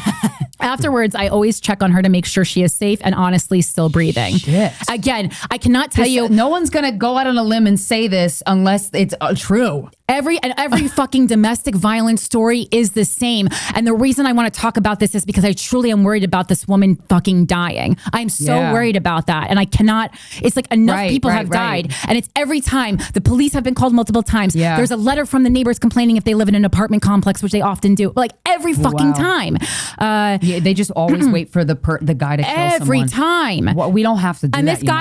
This guy has the added value, and we know this because of what happened to me. And the only reason I got help from the police was because I was the public person. Yeah. But so many times it's the man who's the public person, and he's the one, and he's charming when he needs to be because he's a fucking professional entertainer. Yep. I don't have that. As a certified counselor advocate in the state of California under the guidance of Peace Over Violence, I believe Luana is not safe. As an ear witness to these constant assaults, I can say with authority that Luana is being abused. Okay. I fear for her well-being. Anything the state can do to protect her is a step in the right direction. And that is signed from the neighbor who is anonymous. If you want to go on Reddit, there's a Reddit thread about this. There's another thing that says further proof of Mark's chaos. Here I am just out of surgery. There's a video high on prescribed Oxy for pain management. Mark was at work and had called and threatened me with violence. I had texted him to say I was afraid and would alert the police. I tell the police that I'm afraid, and while they're on their way, Mark returns home and pushes me into a wall, shouting about his phone and how he's going to break it. I just signed a new phone contract. I wanted to get the phone off him before he destroyed it, so it could be returned to the store. When the police eventually arrived, they incorrectly arrested me, despite me calling with concerns for my safety. God. I was let go a few hours after being booked. I didn't have to see a judge or post bail. The police had to drop me off at a hospital to make sure they didn't hurt me during their arrest. Oh my God. Why the fuck did they arrest her? Because I think she was like having a panic attack, and the police are very bad with mental health issues. Yeah. So often, like, someone will be called on like an autistic child or a young autistic person and end up getting shot. My sutures were bleeding, and the officers at the station were shocked that I was arrested at all. No one. Okay, good. Thank God. Thank God. Yeah, no one thought there that I was an abuser. They called him to pick me, but then they called him, Mark, to pick me up at the hospital. No charges were filed against me. They had to let me go a few hours after arresting me for this, but it made me terrified to ever call the police again for years. Again, a story as old as Holy time. shit, Mark knew this and intensified his abuse afterwards because he knew that she was then scared to call the police because of how they're... Oh, wow. Okay. This is the guy that you read about in a month that he killed somebody. This is exactly what happened. And that's why I needed to talk about it. What happens. And again, Holy I shit. feel like I am putting This guy myself is a in danger danger. to society. I feel like, okay, well, I'm in, New York or whatever, but it's like, again, the amount of DMs I got from other public figures who were like, wow, this is really brave of you. And I didn't think of that, Were they scared of him? Obviously, if they're calling me brave, they think I'm putting myself in danger. Wow. And people like, it's like, I'll tell you who it is off air, but like people who know shit, Wow, dude. I got guys if you need I got and then another like a man who was like a fan of comedy goes, I got the same videos from Mark, Toxic Man. Wow. That's also what tipped me off because normally I'll only kind of also have a much more female than male following, but I got just as many messages from men about this guy being not good as I did from women. That also might be tied into how many people hate Brendan Shaw. But That's a lot. Yeah, Brendan. So that's that. Then again, the new mistress going on here. And then so then there's this other video, and I did watch this as well. She goes, I'm going to post a video that Mark, she's saying he, but I have to specify it's Mark, coerced me to take after Brendan Schaub saw that people on Reddit and Instagram had recognized him in a Zoom call during his domestic violence anger management meeting. Brendan was freaking out that it would look bad on him, and Mark told me I had to make the video in case this was getting bigger. The video is so psychotic. It looks like a proof of life like video from fucking video? ISIS, where and you can tell that he's filming it from the angle. Great, and he treats me. She's like, yeah, it wasn't that big of a deal. All this kind of stuff. She's obviously being coerced in the video. It's fucking crazy.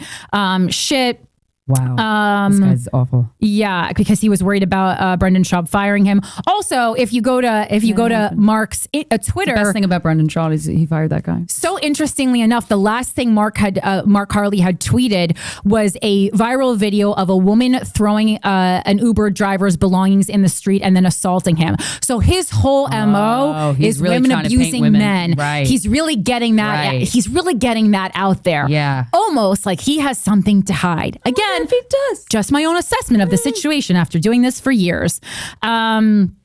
Wow. And then there's private messages that his new girlfriend sent to her, again threatening, basically screenshots. God, that makes me so sad. Yeah. That girl is so fucking clearly being abused by that guy who's like getting off on them fucking fighting. Oh, and my it's God, screenshots guys. about how an arrest can lead to shit. deportation. Okay. And then so just real quickly, I'll also to sum this up, because I really tried to put this together as much as I could. And again, I had like 12 hours to put this together, and I had to sleep a little bit and also watch a comedian's special that we were interviewing. But additionally, what happened was, I looked into these videos that he was sending me. Where the hell is he? Because I fucking restricted him. So now it's in like a different zone, because he was honestly scaring me pretty much immediately. Damn. And I did not want to give him more attention and have his people come after me before you guys were kind of Alerted. informed Yeah. on what is happening and why I am calling this guy out publicly. So again, these videos are like wild. So which one is a good one? God, I'm worried he's going to beat the crap out of his current Well, girlfriend. You know how like I've broken up domestic violence stuff in the streets of New York, and you're like, actually, Krystyna, that's going to make him go home and beat the shit out of her more. And I'm like, Right. oopsie poopsie. Like, how do you like? What do you do? But also, Right. it's really important to get the word out. Like, it's like just fucking. Because I'm like, ooh, are there sponsors on his podcast? They should not be fucking promoting it. You know what I mean? There are these things, because unfortunately, if the law worked in favor of the citizens and of people that were innocent, you know, we wouldn't have to resort to public, you know, conversations about this shit. But that's the fucking times that we live in. Yeah. And like one of the videos he sent me, so it's like, this is one that I can definitely see him using against Luana. But it's like, if you look at her visually. Oh my God, she looks distraught. so distraught. She looks distraught. She's panicking. And in these videos, some of them she is pleading. She doesn't look threatening in any way. Okay, yeah. She's pleading for him to not leave her, which Yo. again, people will be like, oh, so she's starting it. And then I'm like, that's, you guys just like, I don't have an understanding of how the cycle of abuse works. I'm telling you, I took a 9-week certification class to work at Bellevue Hospital to be a part of people's medical team who are victims of domestic abuse or sexual assault. This shit is they show us videos of actual abuse cases, and they're like point out the behaviors, which was really fucking helpful because you don't know until you know. And that she is terrified. Yeah. She's terrified. And so she's not acting threatening. And again, this is one of the ones that he sent me to defend himself. But to me, it's like, this is a woman who has been an omission of gaslit guilt. and panicked. Help yourself, you fucking idiot. Language he's using to speak to her. Mark, that What? was stupid. That was so stupid. Please, Mark, please. Yeah, she's help me, this is hard to please. listen to. Yeah, she's really sweet. Help you do what? You told me you hit me and then told me to go out. Listen to how confidently and performatively, again, in my assessment, My he's mom speaking. just had this. Can you not just be Mark? She's freaking out. Oh God. Oh my God. She's And again, he sent these directly to me. So I didn't find them anywhere. He sent them personally to me. Please help me, Stop touching me. Mark. Please, I am. Oh my God. Please, He's awful. please, my whole mouth was taupe. Please, Mark. Please, I beg you, help me. I have no help left to give. Oh my God, Mark, stop! Oh, this is. Mark, please help me. Can you go on? Please, my whole mouth is like numb. I can't help you. Mark, And then she tries to grab the He's camera. inciting her to act to be reactive to him. I Oh thought my it God, was- it's so disgusting. I thought it was really wild that these are the videos that he sent to me to try to be his alibi. I go, you're incriminating yourself more, in my opinion. So that's just a selection That's of the fucking 10 wild. videos that, again, he personally sent to me. And then what else? And then so then you go on her Instagram. And again, just listen to the way he is speaking to her in these. Again, to me, like, you know, and people will say, well, they were abusing each other. No, actually, no one even tried that. Because like a lot of the stuff with the Johnny Depp Amber Heard, people were trying to be like, well, they were abusing each other. And like, no one's even attempted to say that in this situation to me about it. And you know how Not much I even got trolls. attacked for that. Right. But yeah, so like, let's. Fucking intolerable. You're fucking intolerable. And then you call me Let a it little sink bitch. in. And you're a little bitch too. And then you threaten me And then in I getting say, a divorce. here's what's on my mind. I can kick you the fuck out of my life whenever I want. Don't tease You me need with to good start time. remembering that a little bit more. So Okay. you're threatening me. You're basically No, I'm saying blackmailing here's me. what could happen. That's not a threat. That's a promise, bitch. Because they're asking you to help me out. That's a promise, bitch. Did you just hit me? Are you fucking insane? Holy shit. Holy shit. I can do whatever the fuck I want. You just told me you would throw me out a window? Yeah. You want to throw me out a window? Yeah, I do. I want to kick you the fuck out of the window. Just to remind He you, looks like a guy who could do that you're very nothing to easily. me. Okay? You hear that? Yeah, You're he's chipping nothing away to at me. her. He's chipping away. He's like using an abuse handbook. He said, you're nothing to me. Behavior, and yesterday, and all the shit you say to me, I feel like you need to be reminded, oh, you're a little grain of sand that I'm going to fucking kick out of a window. So how the fuck, Okay. why are you fucking me every night? Why are you telling me all these cute Because you're things? there. Okay. Because you're there. So maybe you shouldn't have gotten married to me. I shouldn't have gotten married to maybe you. You shouldn't have manipulated me with suicide. Yo, this man needs to be. Yeah, then she reposted me. Oh, wow. Yeah. Okay. Wow. Oh, this is the Mark of anything. I didn't call the police, and coerced video. I am completely. The way I see it, you need an accuser, right? Like the victim has to accuse. I'm not accusing anything. If anything has to come out.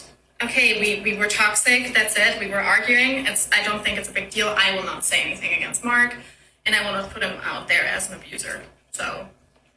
Because he would kill me. Yeah, and again, that's the part she's not saying. I believe, again, this is alleged, and for my understanding and from my assessment from previous conversations I have, I believe that Brendan Schaub made Mark make her make that video. So again, this just felt so close to home as a female comedian. I just really fucking felt like I had to talk about this. Yeah. That's disgusting, man. And again, like I'm not a professional investigator. I did the best I had a very long, again, detailed conversation with Lana. She certainly, again, I said my assessment of the private conversation I had with Luana was like she was being still damn nice about Mark, as and that makes sense for someone who is like 4 days out of an abusive relationship, still kind of being like, oh no, he's not that bad, or he wasn't bad in that way, or like things like that. It's for her own survival at this point and her own psyche. Yeah, and that was the first question I asked. I'm like, because I did not want to speak about this, that they were still cohabitating, and I was like, are you out? Does he know where you are? No, that kind of thing. Good. But yeah, I need help. I need help from people. I need journalists. I need, if there's legal, she's going to need legal help. If there's people who work in like immigration law, because she's afraid that she is at risk of being deported now. There's a lot of things going on, and I certainly Mark should be deported. I certainly need assistance to back me up. Yeah. But yeah, so that's what that is, and I'm sure Mark will see this and come at me because he's one of those people who watches everything about him and, makes it into a huge circus and charade. Yeah. And I'm not like looking forward to dealing with it, but such is life. I felt that it would be one of those things that if anything happened to her, I couldn't live with myself. And it's especially because it's a part of our community. And I felt like it was close enough that it's like, I know these people. Yeah. This is a home problem. It is disheartening to constantly see men in our field do things like what Krystyna allegedly did and then just keep selling out theater tours. That's really, really troubling that I have to work hard not to think about that a lot. Yeah. And it's like, okay, so it's like if you knew that this person wasn't a good person, like Brendan Schaub, like, okay, so you fired and that's step one. And it's like, but where's your voice? Like, you're bigger than me. I need your help. Like, why aren't you like, if there's any way to redeem yourself for the things that you've been accused of, like now's the time, like make good. Yeah. You haven't done anything so bad or been accused of doing something so bad that I don't think you can't come back from it. Why don't you use this as an opportunity to make fucking good? Yeah. Game on. Balls in your court, baby boy. And on that note, we have to touch ID our way back into the computer. Yeah. We were like, mic drop in. Yeah. And wait, hold on 1 second. Let me just get this here. Guys, our guest today. She's 56 years young. She's a multi-award nominated content creator, mature model, and host of the Granny Panty podcast. Ladies and gentlemen, please welcome to the show, Ruby Lynne. We are here with America's favorite spicy grandma, Ruby Lynne. So happy to have you here.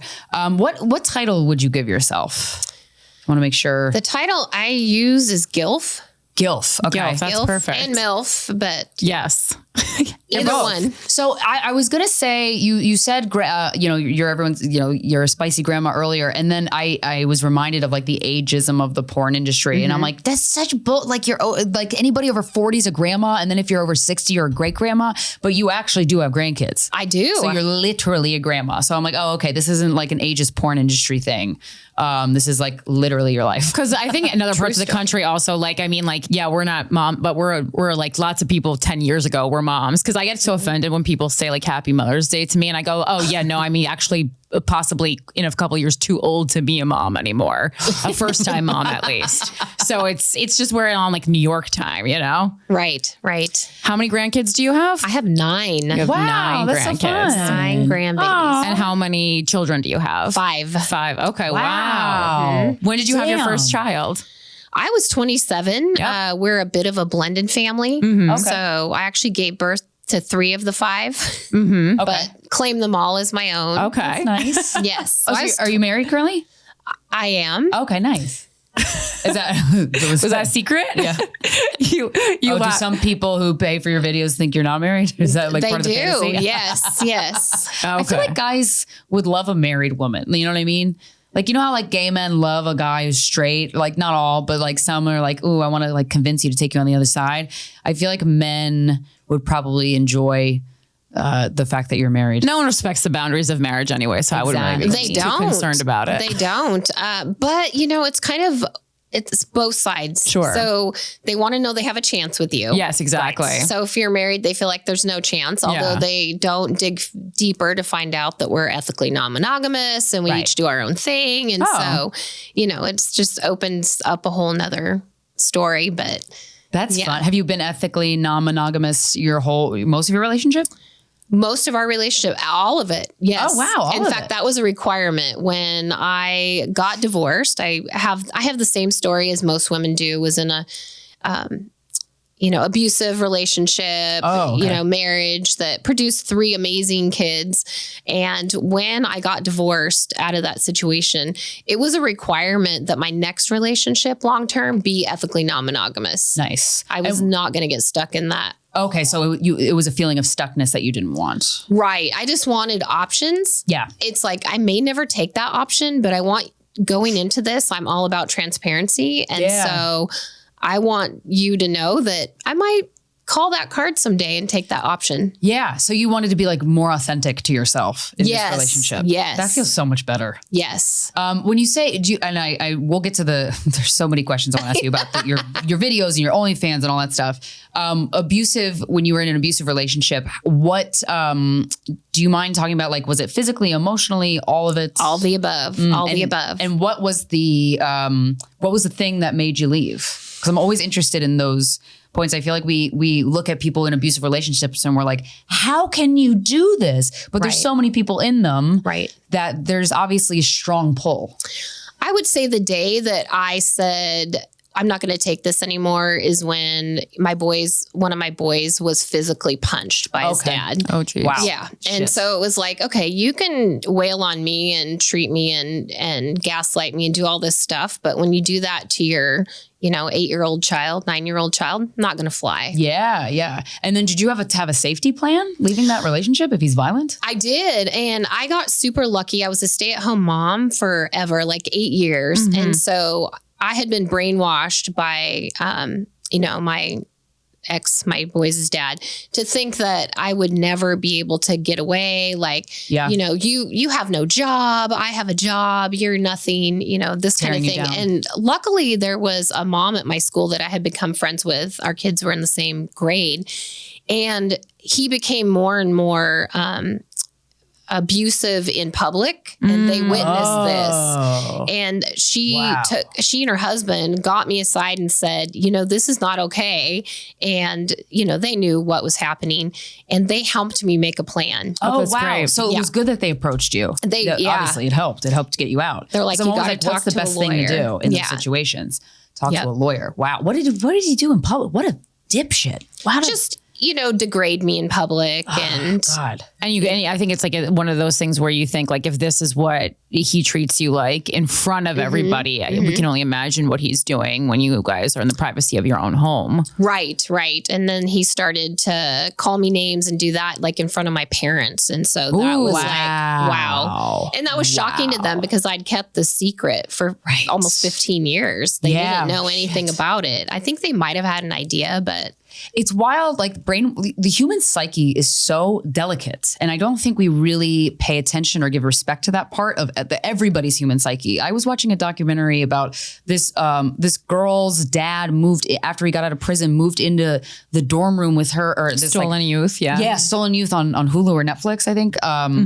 They moved like her second year of college. She lived with a bunch of her friends and they were having like this amazing college experience. Her dad got out of jail,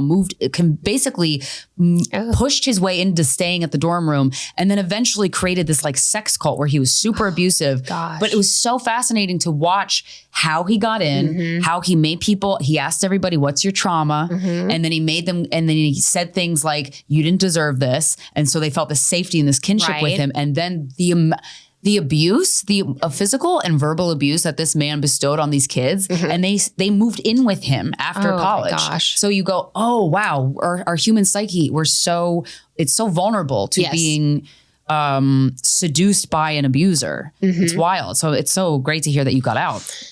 I did. We got out. Yeah. And would you mind sharing what like your exit plan looked like? Cause I think that's the thing. Like we've talked, on the show definitely about domestic abuse, but I think that's kind of where people get stuck a little bit.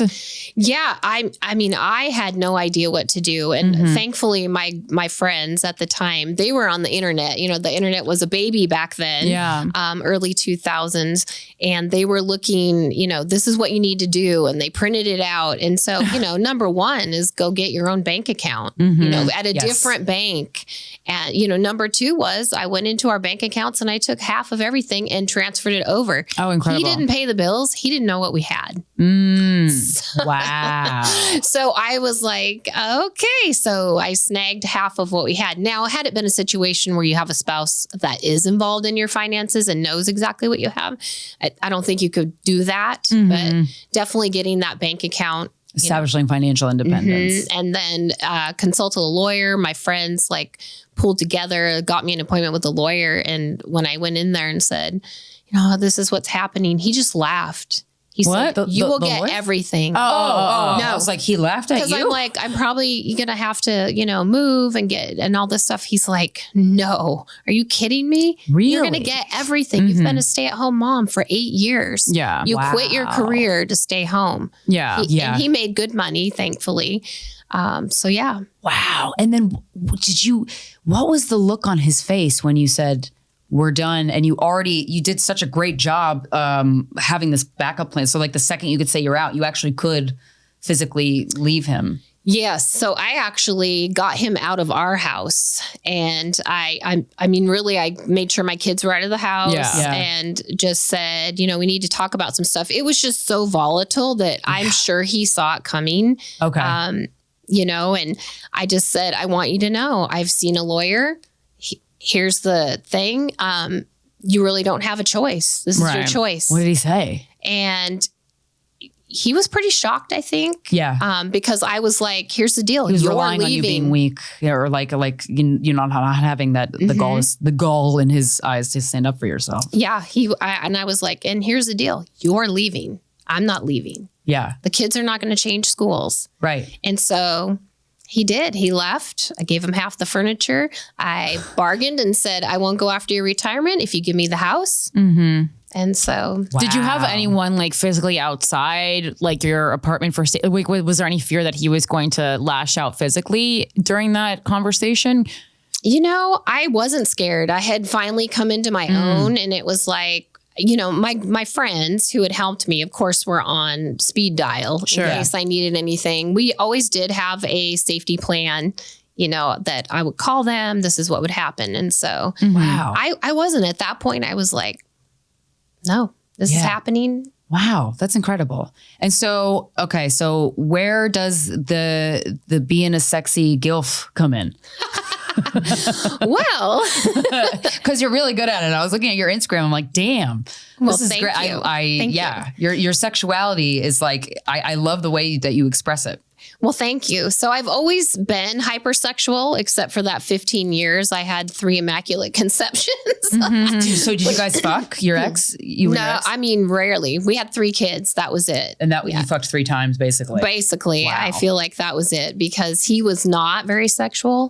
So he wasn't adventurous in bed. Wow. And did you know that before that you got married, or was that something that kind of was revealed a little bit more during the actual marriage relationship? Revealed after we got married because, when you're dating, it's that honeymoon period. Sure. So you're just fucking like rabbits everywhere. And then we got married, and then that's when everything went wrong. Wow. I feel like that happens a lot of time. I've heard people would have relationships for 10 years that were great. And then they just something about I don't know, people feel suffocated when the word marriage gets introduced and change their behavior.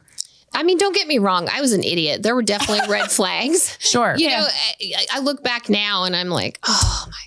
Hindsight, baby. That time that he, got so mad that he upturned all the couches. That should have been. Oh my God. That should have been a red flag. Yeah. But, if he's throwing furniture, that's a red flag. When you're young and your goal is you want to be a mom and you meet somebody that wants that same goal and says, For you to be a mom, that was his goal too. Yes, we want A lot of men out there like that. Yeah. Love a woman that wants to have my kids. So, but the GILF thing, I got divorced. I lost 100 pounds. Oh, wow. And for my 40th birthday, I danced at a local strip club on amateur night. That's so cool. And made like $75. And then That's great. I've always loved the adult industry. Even when I was in my late teens, 18, 19, I went and bought a Playgirl at the Minute Mart. It's nice. Wait, a Playgirl. So that's when they sexualize the men. Yes. And I got to get one of those because I do a bit on stage about how like society isn't good at objectifying men and we're so good at objectifying women. We're crushing it at that. But like we haven't really gotten good at objectifying men in pop culture, and then pornographically, it's like we're trying, but it's not. Well, we have to. If we objectified men, then men at the top would have to be hot, and they're not. It's true. So that would be a problem. Yeah, good point. But that really planted the seed back then. And, I went to college. I didn't go to college until I was 42. Wow. Because my boys' dad passed away a couple years after we divorced. Oh, okay. So I was like, okay, I need education. So I actually went to college at 42, got dual degrees in 4 years' time. Wow. Went to Portland State University. I was a single mom, raising these kids. And oh my God. What did you get degrees in? so I have dual degrees. I have one in pre-med and one in public health. Oh my goodness. That's so badass. One in public health with an emphasis on community education. Oh, and then excellent. my minor is in gender and sexualities, again, because that's where I you've was always been drawn interested. to. Wow. Okay. So you had this amateur night at a strip club for your 40th birthday. That's amazing. Were you horny when you were stripping? Because I like have this fantasy of, if they could just do a night where like you could guest strip, but like have like a mask on. I would love that because I don't know why, but the idea of them seeing, like, I wouldn't want to get recognized, but I also just, the idea of somebody seeing your face while you're being like horny on stage is so vulnerable, but my pussy out with a mask on, not vulnerable for some reason in my head. I don't remember being horny. I mean, that summer was like spring break for me, you know, that I believe it was summer of 2006. So I was entering wet t-shirt contests. Hell yeah. I was bartending at night to make money, extra money, because as a single mom. Yeah. And going to school. My God. Yeah, I wasn't going to school quite yet. Okay. Yeah, I started school in 2007. So that's after my 2 years of spring break. You deserve that, girl. I'm so happy you had that. Oh, I need to get my head on straight. Let's figure out what I'm going to do with the rest of my life at 40 years old. Yeah. Yeah. And what, like, I imagine like, coming out of an abusive relationship, people say this like coming out of an addiction or coming out, like if you have an abusive relationship with like a parent or a sibling or whatever, a family member, like your self-esteem takes a hit. Oh, yes. And how like was stripping like and doing that kind of stuff and having like your fun spring break years, as you say, like, did that help with your self-esteem of like reconnect you with who you are? What helped was losing 100 pounds. Okay. Because not only did I shed that abusive relationship, I shed that weight that I put on because for 15 years, I had, drowned my feelings in food. Yeah. Yeah. So that was 100 pounds that you had gained during the course of the relationship. You hadn't entered at that weight. I had always been heavy my whole life, but yes, I really packed it on. That's interesting. Really packed it on. Yeah. I mean, for me, anytime I look at a photo of me at the end of like a relationship, like when I'm not happy, like you can see it physically. And then you're like, okay, shedding this person. Yeah. That feels good. So when does the sexy GILF stuff? Sexy GILF stuff really started briefly in the fall of 2019. Okay. And so my current partner and we've been together 15 years now. I wanted to travel. I was a social worker. So I became a social worker after I got out of college. Oh, nice. And I wanted to save the world and help people. Yeah. And I imagine you, as a social worker, you run into a lot of women that have been in your situation. Oh, right? yes. Yeah. Yes. And the thing is, it doesn't pay very much. Yeah. Right. Unfortunately. So, such an important job, but such a little paycheck. I wanted extra money. I had been in the swing lifestyle the entire time that I've been with my current partner.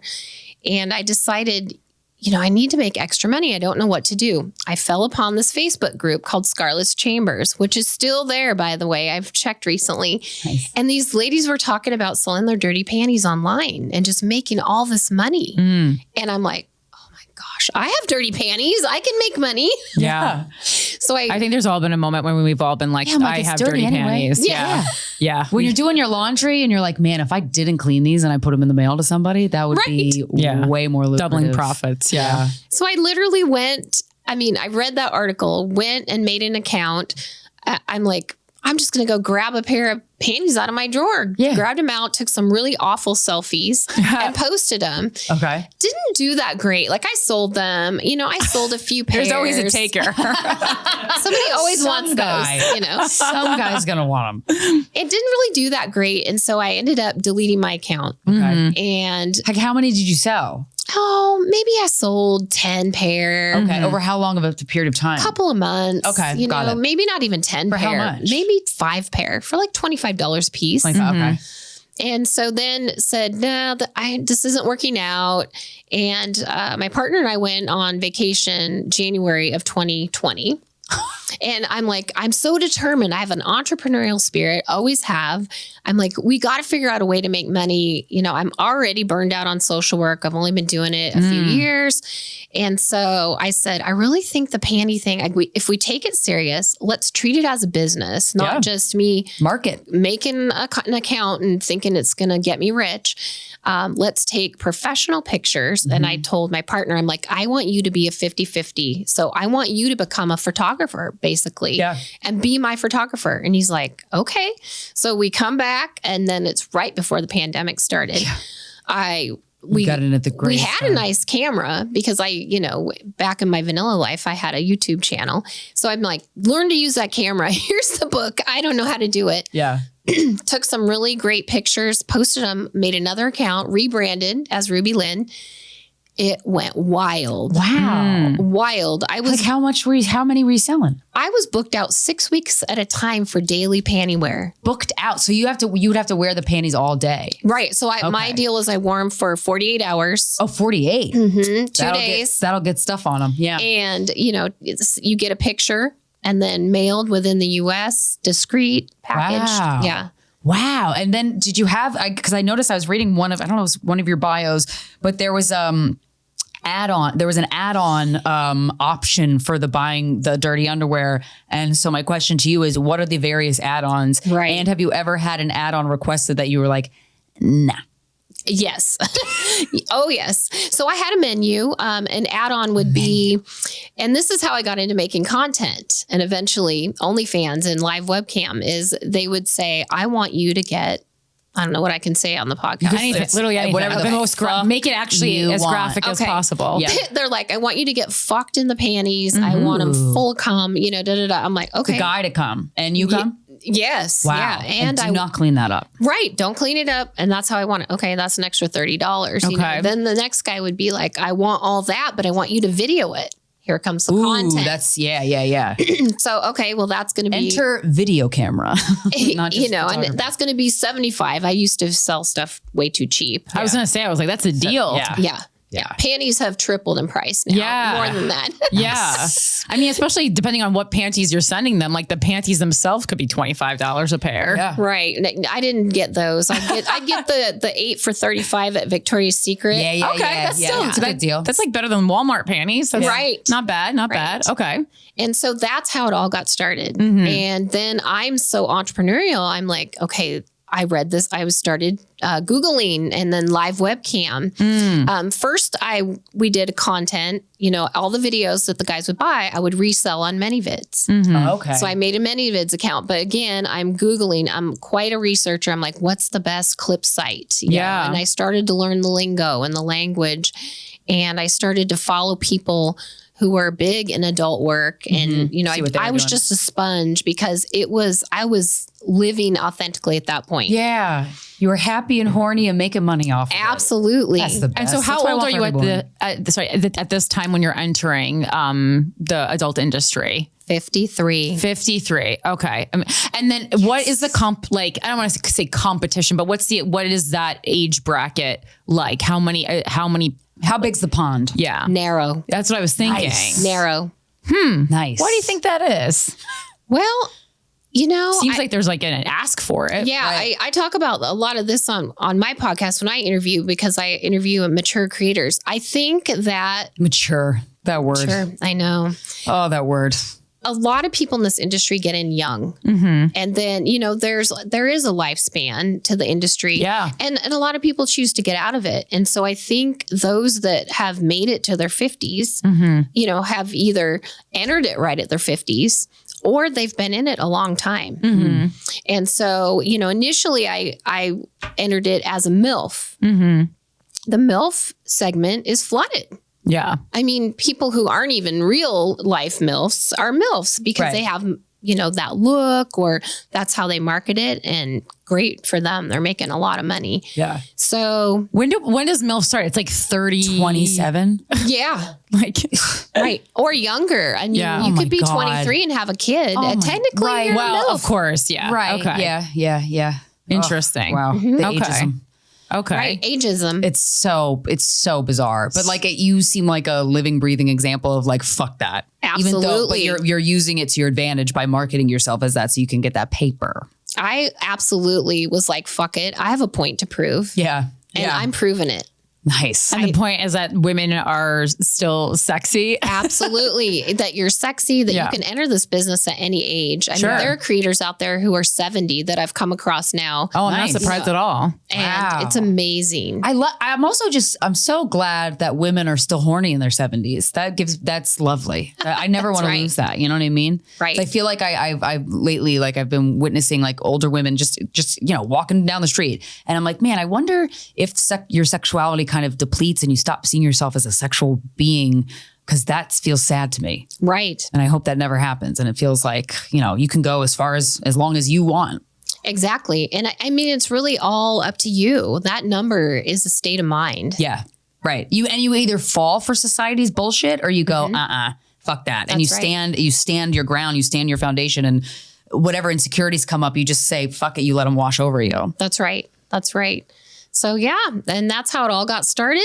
And, Wow. you know, content creation, we started live webcamming, and then OnlyFans was blowing up. Right. I resisted OnlyFans all of 2020. Okay. I'm like, I'm not buying into it. I see everybody complaining about it and this and that and the other thing. And then 2022, I realized I was leaving money on the I was table. going to say, I was like, you're So leaving a much ton of money Yeah. on the table. So Yeah. much money. So how did you, is that like, did something finally happen? You finally crunched some numbers, or? I think just with the popularity, OnlyFans had become a household name. Yeah. Yeah. So really to resist that, I had tried a different little fan site that just, I wasn't getting any traffic on. So I just really realized that it's a household name, and I'm kind of a fool for not jumping on that, you know, bandwagon. And so I did, created an OnlyFans account. Didn't do that great. Even having a huge webcam following. Oh, really? transfer through over? webcam, it didn't really transfer over. And there's a reason, because a lot of webcam sites don't allow you to advertise your OnlyFans. Oh, because So they want to be making all your money. They want to be making a cut of. And so I was kind of at this crossroads where I didn't have a huge social media following. I maybe had like, I don't know, 17,000 followers on Instagram Not and bad. 5,000 on Twitter, which not great. So the fall of 2022, I knew I needed to do something. I'm like, the potential, my income was doubling, you know, because the income I made in 2020, that doubled in 2021. Wow. And it actually doubled again in 2022. Nice. But in 2021, I'm like, what year am I? I hired a coach. Oh, I hired an OnlyFans and social media coach. incredible Was it job. OnlyFan coach? Yeah, there Wow. are OnlyFans coaches. Specifically for the adult. Yes. Okay. Yeah. And I had a couple of women on, line that I was following who had huge millions of followers. I just knew they were killing it. Of course, they're in the top like 0.01% or whatever. Right. And I'm like, wow. So I kind of looked at them both. I went to an adult conference the fall of 2021 and actually met in person Romy Chase. And I ended up hiring her as my OnlyFans and social media coach. And that changed my life. Wow. It's incredible. It's like, I'm just like imagining like a pageant coach in your head, but it's just like, put your right tit out. Yeah. Just This is give great. one pussy lip and then they're going to want to pay for the other one. This is incredible. So what did Romy do for you? What were the things that... Well, Romy is a self-made woman. I mean, I don't know if you know her story, but she immigrated from Poland and just built this amazing business all on her own with zero help. And so her attitude, she's kind of black and white. I love Romy if you're listening, but we just got along because that's how I am. Yeah. I'm like, I don't need all the fluff. Just tell me what to do. Yeah. I need a checklist. I'm very self-starter. Yeah. And I was still working. Now, mind you, I was still working my social work job. Wow. 8 to 5 all through those years. And they didn't, were you under a different name so they couldn't find you? Well, I had my legal name. Oh, yeah. okay. Got it. But anyway, Romy, I worked with her and it just blew it up. Things for social media like algorithms. She knows all about the algorithms. She taught me all of that, Wow. how to run my OnlyFans. So I totally deleted my old account, Wow. made a whole brand new account and started. Did she see anything wrong with like the way you were branding yourself or Oh, yeah. Yeah. Yeah. So what is like a mistake you were making? My first OnlyFans account, for that $14 a month, they were getting full-length sex videos. Oh, and wow. full-length masturbation. I mean, so are they going to tip because they're getting everything free? No. Right. Oh, the tipping. Right. If you send out a pay-per-view, are they going to buy tease. it? No, because everything's on the feed. Right. So, Right. But you don't know what you don't know. Yeah. And I knew that I didn't know what I was doing. Yeah. That's really wise. How much do you charge nowadays per month on OnlyFans? So actually, my OnlyFans is $9.95 a month. Oh, wow. You can get in your first month like half off. But it's pay-per-view. So you want to see it, you're going to, have to unlock it. But also the benefit of that is that fans can unlock the kind of content they want to see. Right. Oh, I see. Okay. Because some people come to me and they're like, I don't want to see you with another guy. I just want to see you solo. Okay, awesome. So you can unlock the pay-per-views that are solo. Wow. Or vice versa. Someone's like, I don't care if you're solo. I want to see you getting railed. Aw, that's sweet. I know. Was there any fear or anxiety around your family or people who knew you in the more professional, like boring professional aspect, finding out? Yes. So that's a whole story. I was well aware. My partner and I knew that the minute we put ourselves on the internet, once it's there, it's there. So we went in eyes wide open. Yeah. But we weren't really... We weren't ready to tell people. Right.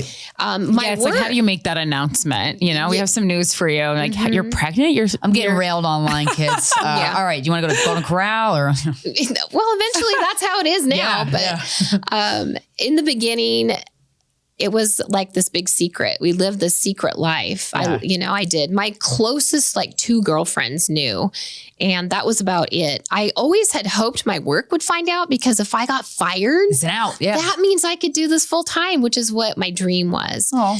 The kids didn't know. They're all adults now with their own families. They didn't know, but the fall of 2021, my partner and I were like, you know what? It's time to tell them. We're starting to travel a lot. I was looking at hiring a publicist. I wanted to go big time. Yeah. And they're definitely going to find out. Right. And then you'd rather them find out from you. Exactly. Yeah, you don't want them to find out by stumbling on a video. Yeah, one of their friends sending it to them. Well, yeah. that's how they found out. Oh, no. Okay. No. Okay. What was the video? I really don't know. It was a Pornhub ad for a campsite that I'm on. But yeah, we decided, you know what, all the kids are going to be here around the holidays. I mean, we're not going to pop this on Christmas morning, of course, but God, if you were my family, I'd be loving it. It'd be great. But it's time to tell them. They're getting suspicious because we're starting to travel a lot, different things. Wow, social work's paying great these days. Yeah. Just different things. And so we were on cam one night doing a cam show, and our daughter text me and said, I need to talk to you guys immediately. Yeah. And so I was like, this feels different. This feels really different. So I was finishing up a show. I said to my partner, why don't you go downstairs and call her? and I'll finish up. So when I finished up and walked out in the hall, she was on speaker and I heard the word Pornhub. Okay. And I'm like, oh shit. Yeah. Okay. So go downstairs. And so what had happened is a childhood friend of my kids' had seen an ad on Pornhub for campsite that we were on, screenshot it and text it to all the kids. Oh, all sweet. the adult kids. That's like that's a weird move. Yeah. Okay. Yeah. Yeah, if I see him in person, I'm probably gonna smack him. Yeah. Sure. So it was out, and we decided right then and there, hung up with her, and called every kid and said, "I heard you got a text." Well, it's true. Yeah. And out of the 5 kids, one of my kids, my son and his wife, decided to disown us. Wow. So did they say why? We had a little bit of issues with them over the years. Okay. So they almost used it as an out? Absolutely. Yeah. This was the nail that sealed the coffin or whatever. Yeah. And so it was devastating, to say the least. Like, I was devastated. I was probably could have checked myself into a mental hospital because I can't see my grandkids. Yeah. Right. But then after I calmed down, it was like, I'm 54 years old. I mean, you shouldn't be surprised. Look at my degrees. Yeah. Mm-hmm. We had a very open-minded, I raised my kids very open-minded. Mm-hmm. How so? So we didn't keep sex a secret. Like, I wanted them to be educated about it. I wanted them to know what the ramifications of their actions were. Right. It's like, I don't want you to have sex, but I know you're going to. I've been your age. Right. I kept a box or a drawer full of condoms in the bathroom. I mean, their friends would come over to our house because their parents weren't open-minded like that. And so we always talked about it. As I was getting my degrees, we had the most hilarious dinner time conversations. Oh, yeah? Like what? So I had a class once, it was sex education at the university. And then one of the things was all the funny names for a penis. And so at the table, it's just like, oh my gosh. Okay. So, what do you, and you're all in the locker room. What do you say? And so we just had this hilarious conversation. I wanted to normalize talking about our bodies. So it's part of like the culture that you created within your family. It was like, we are very open about sex. And that's, it's a very sex positive culture in your family, which is a rare thing to experience. The kids used to make fun of my partner and I because they could hear us. I mean, okay. So we're out to dinner one time and they're all like, mom and so you can hear them. And I'm just like, can I just put my head under the table right now? So, they were. Wow. So they couldn't have been that shocked. No, all the other kids. They couldn't have been that surprised. The other 4 are fine with it. They support it. They're like, hell yeah, go make your bag, mom. Yeah. I also just don't really understand. It's like, it's not like you have to ask permission. You're the parent. I mean, also everyone's grown, so no one has to ask permission for anything. Like, it was honestly just a courtesy of you to call them and have this discussion anyway. Right. And like for the grandkids, like, it's like they're way too young. It's like, they're not going to be on Pornhub for years. Yeah. So I don't see the issue here. Yeah. Except for, as you said, like they just made it an excuse. Yeah. They did. It was an excuse. Yes. Yeah. That's so frustrating. It's your life. You could do whatever the heck you want with it. And funny enough, which is not funny, that same child has disowned and refused to speak to all of the siblings because they didn't jump on that bandwagon of. So they have an issue with themselves. The whole thing. Yeah. But that's really what it all comes down to, because everyone's projecting. That's something I realize as I get older. I see it more and I'm like, oh, that's what's happening here. That this child is most likely just has an internal battle with themselves. They do. And I know what the internal battle is. I wish I could talk to my son, but he married someone that was raised by a narcissist who adopted those tendencies, very controlling. So that your career change was probably fodder for them. Absolutely. They probably were salivating over the opportunity to cut you off over it. Yeah. And so I'm sure he is so torn because, he has kids and he has a wife, and people find it funny because to some degree I respect him. And the reason I respect him is because he and his wife, or his wife feels a certain way, and he is supporting her. Yeah.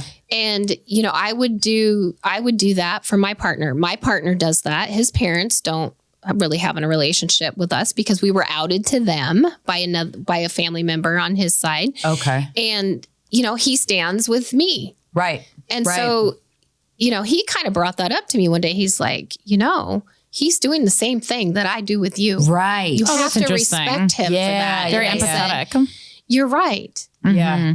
So I'm not mad at him. I'm not mad at him at all. He'll come back. He'll come back. He will. I do think. You know, it's funny. I've really thought about that because so many people have said it's going to work out in the end.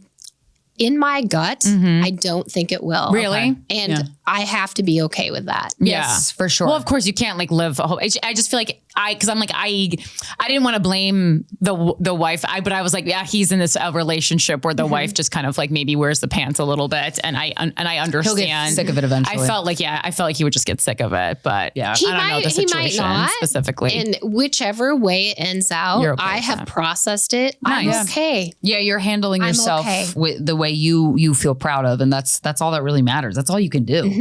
That's all you can do. Damn. So you mentioned one of your strengths is dirty talk. How do you get good at it? And do you have any tips for dirty talk in like, there's various situations that you would use dirty talk. So I would imagine it's like kind of differs, but like, do you have go-to lines, or were you ever bad at it? And then you like found the pathway to be good. And if so, how? So I was not good at dirty talk. I still don't think I'm good at dirty talk. Really, it's practicing. Yeah. You just have to practice Yeah. in front of a mirror sometimes, or just turn the camera on and practice. Go to Pornhub and, you know, search dirty talk. I want to, you know, see how other people do it. And after a while, it just kind of comes natural. Clicked, right? I feel like one of the things though, it's you kind of have to, I feel like people are better at dirty talk when they're actually horny. True. Like when you're not horny, it's like, I don't know, go to the fridge and give me something. I don't like it. I wouldn't have the facilities to available to me if I wasn't actually. But you know, horny. it's my job. Right. And so I could do dirty talk at the drop of a hat. I do, you know, sexting apps where you're just sexting or it's phone sex. And so I'm People not still horny. do phone sex? Absolutely. That's fun. That's great. It's more the older guys. I was though. thinking, I was like, definitely like guilt. So do you feel like your clients are more so older, or is it a whole spectrum of ages? It's a whole spectrum of ages. I would say my fans tend to be 35 and above, or they're going to be the really like 21 to 24. So I kind of lose the 25 to 35 a little bit because they're more into the MILFs. Oh, okay. I mean, and I still identify as a MILF, and I still have a lot of fans, you know, who want that. That want that MILF life. I'm curious. I would love to peer into the brains of the males that like, you know, want your services. Like what's their sexuality look like? What kind of things, like what are the hits in terms of what you get requests for? My request a lot is stepmom role play. Like that's my specialty. Stepmom. Stepmom What stuff. is it about the stepmom stuff and stepsister? And it's like step family. Stuff is huge on the porn is sites. huge. A large portion of my clientele is married. Okay. You know, or is in a relationship. And I really think maybe for adult creators, OnlyFans creators, that's probably across the board, I would think. Yeah. We're your sneaky link, your dirty little fantasy. Yeah. That gets you through the mundane life. That's and you kind of can't really, I mean, tell me if you agree with this, you know, that type of sneaky, like, and being like naughty and sneaky, you can't really get with a partner. I mean, I guess you could kind of create a world in that, but you really have to get lost in your imagination, and that takes time. Right. It does take time. It does take time. What's the difference? Like if someone comes to you because they're interested in MILF stuff or GILF stuff, like what behaviors are different on your end? So I would say the MILF stuff is really about just that that little fantasy, you know, be naughty. So you're at the gym, you know, so scenarios that I've acted out or done custom videos. One is your son's friend stops by and he's not home. So, you know, I've always had my eye on you, Joe, you know, that kind of thing. Okay. So that's a big scenario. The GILF thing is more about control. Oh, really? Really? Yes. They want you to tell them what to do. They want you to take control of the situation. Grandma's mad. You interrupted her baking. And it's funny because they don't really, the grandma scenario or role play, I don't get as much. Okay. But it's more about being older, having the control, being confident. Yeah, like yeah, yeah. Dom. You've been around the block. You know what Yes, you're doing. the You're, life you're sick of experience. people's shit. Kind of. What requests have you gotten, or like fantasy, you know, proposals that are out there for you? Like just that you were like, oh, okay. Out there. I once did a whole series of custom videos for a guy who it was his mother-in-law. And so it was for his mother-in-law? Well, he wanted to playing his mother-in-law? Wanted me to play the mother-in-law. And he had these very detailed scripts. And so men be putting so much thought into their sexual fantasies, and then they don't get you flowers on Valentine's Day, and you're like, there's a little bit of an imbalance here. But okay, go on. He did a whole series. It was like a 5-video series of, you know, this thing that he wanted to act out with his mother-in-law. And he really, I mean, according to him, I mean, because you can only believe what, you know, what they're telling you. He had a thing for his mother-in-law. She had short hair. She looked like me. I mean, this is so funny. I just like act it out. Hear him clicking in the like spare room, and his wife's like, "What are you doing?" You're like, "I'm working on a project, a passion project, spreadsheet." It makes sense to be attracted to your mother-in-law, though. Like if your wife looks like you know, her mom. I mean, that makes sense. Right. I don't think that's the craziest thing. I did a whole giant test series, which giant test is where you shrink people. Okay. And you use them. They're powerless. They're in your power. Lilliputian. Yes. Wait. You shrink them like physically, like Honey, I Shrunk the Kids? Yes. Wow. And so you're pretending that you're shrinking them. Are you pretending that they're next to you, or that they're in the camera? Like, are you looking at them in the camera? Well, so for this series, I had another guy that ordered a custom video series. I actually got a mini little Barbie doll, like a very mini doll, you know, type of thing, and shrunk her, and then just used her and berated her. That was his kink, was to shrink them down and degrade her and do these kind of things. Whoa. Like sexuality is so complex. You're just a bitch, you know, and you know, so now you're a small bitch. And then the very last video, I used the restroom,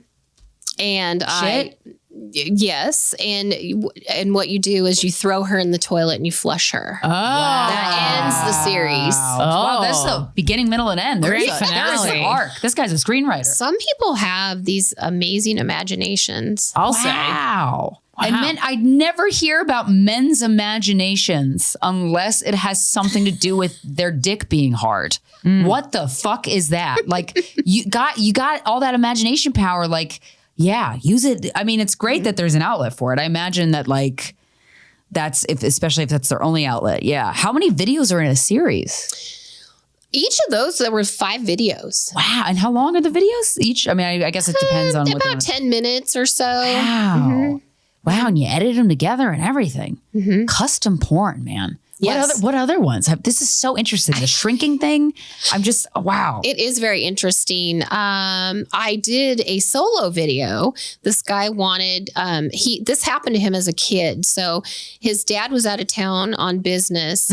He was supposed to spend the night at his friend's house, but he didn't feel well. So he came home. Mom didn't know he was upstairs, and she brought her coworker home, and he heard noise and came downstairs and saw them. Fucking? Yes. Whoa. And so he wanted me to reenact the mom and the coworker of what he saw. Oh, wow. So he told me what he saw, but he wanted me to do it solo with a dildo. Okay. And so I reenacted that whole thing for him and brought that back to life. Some sexual healing. Fascinating. Wow. We're therapists. Oh, absolutely. 100%. I feel like men are more encouraged to like work stuff out sexually than, than actual talk therapy. Basically, any place where a woman is interacting with a man, you're a therapist. Yeah. I own a baseball card store and I'm also a therapist.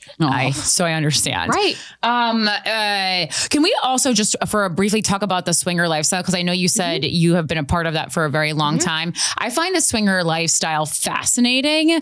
How did you first get involved in that? Like, how do you enter? So when I met my partner, I had 5 things on a checklist that the next man I was going to be with had to hit. And one of them was ethically non-monogamous. Right. And so when we got together, and he was on board with that. Where we were in Portland, there used to be a swinger club. This is back in like 2009. It had closed, and the owner was doing hotel parties. Well, I didn't want to do a hotel party because that was just too intimate. Like I wanted to be able to like a big room, more go to a club. I want to, I was a baby swinger. I didn't know anything. Yeah. So in Portland in 2009, Ron Jeremy opened a huge swingers club. Oh, wow. And good for Ron giving back to the community. So I was waiting for that, or we were waiting for that to open. And so the first month that it opened, we went to that. And that was our first dipping our toes in. What was it like? Like, what kind of things did you see? Because I've been to sex clubs. How is a sex club different than a swingers club? It's not. Okay. It's not. There's different rooms. One room might have a sex swing in it. There's a big orgy bed. There's all kinds of things. And so just went and observed and met a couple that actually worked at the club, who we are still friends with today. And they really educated us a lot. Oh, wow. Like what the swinger lifestyle is? Yes. What? Okay. So can you educate us then? Because swingers, I just think of like you meet a couple and then you just swap. It's swapping, constant swapping. Swinger lifestyle is just like a blanket umbrella. Okay. And so it's just like anything. There are so many dynamics. And so some couples are full swap, which means, let's swap partners and go to separate rooms, or let's swap partners. We're in the same room. There are couples who only play together. Okay. It's just... You can still be a swinger and just play with each other. You can, because you have that mentality. Mm-hmm. And so everybody makes their own rules about themselves. Yeah. And it all falls under the umbrella of swingers, because there's single swingers. You don't have to have a partner to be a swinger. Oh, I didn't know that. Do you ever get tired of being horny? Like, do you ever get over it? Or is there ever a day where you're like, because, everybody's job, I don't want to go to work today. Yeah. Like even as a stand-up comedian, we have the most fun job on the fucking planet. But there have been times, not many, but there have been times where I'm like, oh, I don't want to do this. Like, do you experience days where you're like, ugh, I don't feel like sticking this up my pussy? I would say I quit my social work job full time in April of 2022 to do this business full time. Before that, I would say no, because I was just so excited. I worked the day job, it wasn't boring, but it was just, I was burned out. So I couldn't wait. And then doing this full time, there are definitely days that, on a normal day, I work 16 hours. I get up at 6 a.m. The first thing I do is grab my tea. I'm on OnlyFans. I'm answering messages, scheduling content. And I'm pretty much available working the business in some way, shape, or form till 11 o'clock at night. Wow. Do you have to work that long, or you just choose to because that's how you're going to get maximum profits? It feels like you're famous enough that you don't have to do that anymore. That's a long It's day. kind of a double-edged question, because do I have to? No, I don't have to. Right. But then I'm not going to make the money, the goals. I'm not going to hit my goals that I have. Oh, okay. I see. But it's like, when is it enough? And that's like, as we're all working for ourselves at this point. So that's like a question that I ask myself enough. I go, it's like, okay, well, this is, yes, I can hit another goal, but it's like, it's unpleasant. It's too much. Right. And there are definitely days like that. I just have this personality where I am so driven and so focused that I just don't lose sight of the prize. Wow. Sure. You have to be in the flow. And so I have a hard time turning it off, actually. Wow. And has this going full time, has that affected your partnership, or is he still so involved? Yeah, he's so involved. In fact, I'm at the point where I need to hire an assistant now. And instead of hiring an assistant, he plans to quit his day job this that's year perfect. and handle the social media and the editing. Do you guys ever get in sexual slumps? Like every relationship does, but because sexuality is such a part of your career and he's part of your career, like, do you ever have dry spells? No. Wow, for 15 years, huh? You know, we're in our 50s, though. Right. Well, right. That's why I'm like, that's so exciting. Yeah, no, we don't. We're very fortunate. Wow. How did you meet this person? I think it's always interested. No, I'm just like, I think it's like, I'm always more interested in how people met the second person rather than the first person. We met through our kids. Oh, whoa. Yeah. So really, your kids can't really say fault. anything. Yeah. Yeah. This is on them, That's actually. right. That's right. Yeah. Yeah. We, my partner and I ended up at this family camp through a nonprofit, and our kids became friends, and that's back in the MySpace days. Oh. And I thought he was really such a smart ass, you know, I'm just like, ugh. And anyway, funny enough, he was drawn to me, went home, made a MySpace so he could talk to me. And we were just friends for months. We would just either text or chat on MySpace about the perils of raising kids on your own. Yeah. You know, just that camaraderie, because he was a full-time single dad. Wow. Respect. And and then finally he's like, hey, do you want to go out to dinner or something?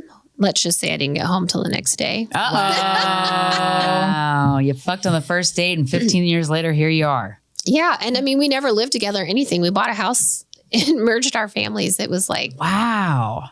We're in our 40s. We're not playing games. Yeah, fuck it. So he checked all my boxes. How could I not? Seriously. And I'm sure you checked so many of his boxes. He probably didn't even know that this was possible. This type of relationship was possible to have. No. And I mean, after, you know, dating him a couple months or something, when I spring the swinger question, I'm like, hey, I have a question. How do you feel about a threesome? He's like, oh, I always dreamed of 2 women. I'm like, no. I'm doing 2 dicks. Sorry. Two dicks. And me. And he's like, oh, I'd be game. Okay. I said, yep, box check. You could tell a lot by a guy, not to shame any guy who's not into 2 dicks and a vagina, but boy, do I respect a guy's at least openness to it. And then when they're turned on by it, you're like, oh, jackpot. It was important for me to find somebody who wasn't controlling and had jealousy. And boy, did I test him. Even dating, like we go out to the bars, and I worked in the bar scene when I was a single mom, and I was just all over. I was up in the DJ booth. Everybody's hugging me. Like they, you know, I feel blessed. I was well liked. And it was to see what his reaction was going to be. Yeah. He's just over there having his drinks, and then he'd be like, oh, I got you another drink, and don't even worry about it. Go chat with your friends. And I was like, freedom. This is my guy. Hell yeah. I wanted to ask you this question because I know we got to wrap up soon. Have you ever had a sexual injury? Yes. So I have, and I think it's pretty common. Like, you know, sometimes you'll get just irritation from, you know, you've fucked yourself with a dildo for like 4 hours, you know, 5 days in a row. Yeah. And it is sore up there. Yeah. So yeah, that would be the only sexual injury. Oh, okay. That's not bad. Nothing too exciting. Okay. That's great. Soreness. That's good. Wow. Yeah. That's amazing. You really went from being in a relationship for 15 years with a man who was extremely abusive to a relationship that's also now 15 years and going, where you have sexual openness and companionship and like you feel like seen and heard and respected in every way possible. That's really incredible. I am lucky. All of my single girlfriends, I think, would steal them in a heartbeat. I wouldn't say jealous. They're very envious though. And they're like, we always, you know, we want to find that guy. Yeah. Well, and it's important to see an example though of like a couple. It's really important, especially for women, to go, oh, you can have a male partner that is all of these things. It's not some fantasy, I want too much. Right. I mean, he takes my girlfriends out on dates, and I mean, they're not sexually involved, but it's just fun. I was in LA on another media tour and had met someone through one of the interviews I did, and had said, hey, you want to go out, and get some drinks and stuff? I'm like, hell yeah. And so then I'm calling my partner who's on a date with my girlfriend saying, oh my gosh, guess what? I'm going to go out in Hollywood. I mean, that is like beautiful. That is so authentic. It's a bond. It's a really, I remember when I opened up my relationship with my last boyfriend, I watched him like have sex with another woman, and but it was all okay. And we were all cool about it. I'm like, I've never felt this close to another human being in my life. It's amazing. And my partner is my videographer. So I shoot content with other women and men. And he's the camera person. And I mean, he knows all the angles, the shots. I mean, I live my dream every day. That's so cool. I wake up every day and say, I am living my dream life. Oh, I'm so happy. That's great. Awesome. And where can people find you? It's easy. All things Ruby are at RubyLynne, RubyLynne.com. Perfect. Well, thank you so much for sharing your story. We're glad that you're living your dream. This is such an inspiration, Ruby. Oh, this is incredible. Great. Thanks for having me. Of course. Our pleasure. This has been Guys We Fucked, the anti-slut shaming podcast. We will talk to you next Friday.